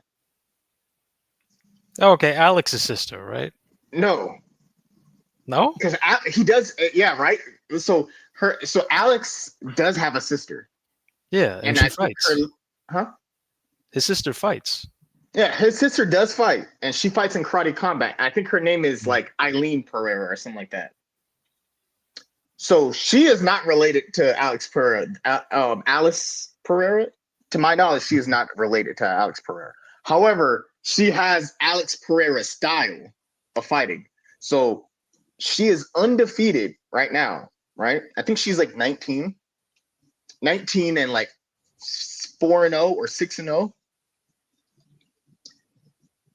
And I think that she's going to shake up the women's bantamweight division, because she is either 4-0 or 6-0, and all of them are by knockout. So I feel that she is another diamond in the rough pick that I feel that is going to shake up the women's bantamweight division. Because for a while, when you look at the other divisions, the of the three female weight divisions, right? Flyweight, strawweight, and bantamweight. Flyweight is very stacked as far Mhm. as like the roster of talent, right? Because you have Valentina Shevchenko, you have Alexa Grasso, you have Manon Fiorot, you have Aaron Blanchfield, you have, just the list goes on and on. And like, you have Natalia Silva, you have Jessica Andrade, right? For strawweight, you have Wei Lee, you have Weili Zhang, you have Tatiana Suarez, you have Lupi Godinez, you have Mackenzie Dern, you have Amanda Ribas, right? There's like, it goes pretty deep, right? As far as the star, the who's a draw, right? Star potential, right? Or people who are already stars. But when you look at the women's bantamweight division, right? Of the three female weight divisions, this one is probably the least stacked compared to the other two. Because as far as stars or that of the depth of talent, right? The stacked how stacked it is. There's only two stars. Only essentially, it's just Kayla Harrison and Juliana Pena, like who are stars, who are draws, and I think that having someone like Alice Pereira, who will come to the women's division, the bantamweight division, with a lot of energy, a lot of hype, a lot of potential, 6-0, all knockouts. She's gonna come in and kind of like shake things up because they just signed her, I think maybe a month ago, maybe a few weeks ago. And I think she's gonna do big things. Because that's one of the things I had to look up to. I'm like, oh, is she related to Alex? But no, I mean, because I remember Alex has a sister who is also a knockout artist, but she fights in karate combat. So those, told you, they're gonna be super in the pocket picks. They're like, these people are super. They're under the radar picks right now because I feel like either a lot of people don't know them or most people don't know them. But I think they're people who are gonna like really take off in 2025. Okay, well, I think that those are both interesting and fun picks, and we'll see how that kind of develops over the course of this year, and then we'll come back and take a look at it. Before we do go, I just wanted to get your prediction on one thing. So, What's up? technically tonight is Mackenzie Dern versus Amanda Ribas. So I figured end this episode out by picking between that. I have Amanda Ribas winning this one. I think by decision. Mm-hmm. How about you? What are your thoughts on it? I like both fighters, Yeah, right? it's a tough one to choose for that reason. Exactly. I like Amanda Ribas. I like Mackenzie Dern. They're both good fighters. They're both fighters at straw weight where I feel like this fight is a 50-50, at least in my opinion, right? You could go either way, and I don't think many people would give you too much slack about it, right? Hmm. Mackenzie Dern is a jiu-jitsu specialist. She is a jiu-jitsu wizard. She is a prodigy when it comes to her jiu-jitsu game, right? If she can get it to the fight to the floor, she has a fairly clear or fairly strong advantage when it comes to jiu-jitsu, right? Amanda Ribas, who is fairly good has a good ground game as well, but like we saw in their first fight, in the first time they fought, Amanda Ribas won that fight when they originally fought due to Amanda Ribas having much better striking. Her striking was just cleaner, it was more crisp, right? That was at the beginning, like what Amanda Ribas' like first two fights in the UFC. Hmm. More time has passed. She's gotten a lot of skill under her belt. Mackenzie Dern has gotten a lot of skill under her belt. I think that the Amanda Ribas is coming off of a loss. Mackenzie Dern is coming off of a win, if I'm not mistaken. So it looks like, oh, this could be Mackenzie Dern's chance to really kind of continue this upward momentum to a title. However, I think the biggest problem for Mackenzie Dern is getting the fight to the ground because we've seen that she is super tough, right? And it's down to get throw down, right? We've seen that we've seen that before, but I think that prior to the Lupi Godinez fight, her striking is she's gotten better with her striking, but you'd see that maybe sometimes she has a hard time going from using the striking to set up her takedowns to go for the submissions where she's strongest at, right? And I think it could be a potential strong. I mean, after she left Perillo, like Jason Perillo, the coach, like when she was working with Jason Perillo, her striking was really good, or was getting better. Her striking was getting better, right? And it looked good. But I think after she left, you kind of saw that striking kind of regress and kind of like where it wasn't as good. And you saw her kind of lose fights where I thought she could have won. Mm-hmm. But she's working with him again. Hopefully we'll see the improvements and the continued improvements in the striking. I think Amanda Ribas has the advantage on the feet, but on the ground, I think that she has the disadvantage. I'm gonna say Amanda Ribas. I'm gonna go along with you on that too, because I think she'll have the better striking and potentially keep the fight on the feet, because that's I'm gonna say Amanda Ribas. I was kind of, but I'm gonna say split decision. Okay. All right. Yeah. All right. That's the song. That's our time. That's our show. This was a long one. It was a good one. If you stayed all the way to the end, we appreciate you, because it was a long one. But I hope you had a good time listening. We had a good time recording. It was a good time. Come back again next week. We'll be chatting about the events of this week's fight card, the first fight card of the year, Mackenzie Dern versus Amanda Ribas. Come back and join us. It'll be a good time. We'll be here for the vibes. It'll be most likely a significantly shorter episode, so you don't have to worry about another 3-hour one. But have a great week. Have a great day, evening, wherever the time you're watching this. I hope you have a great day, evening, or afternoon, however you enjoy it. But till then, see y'all.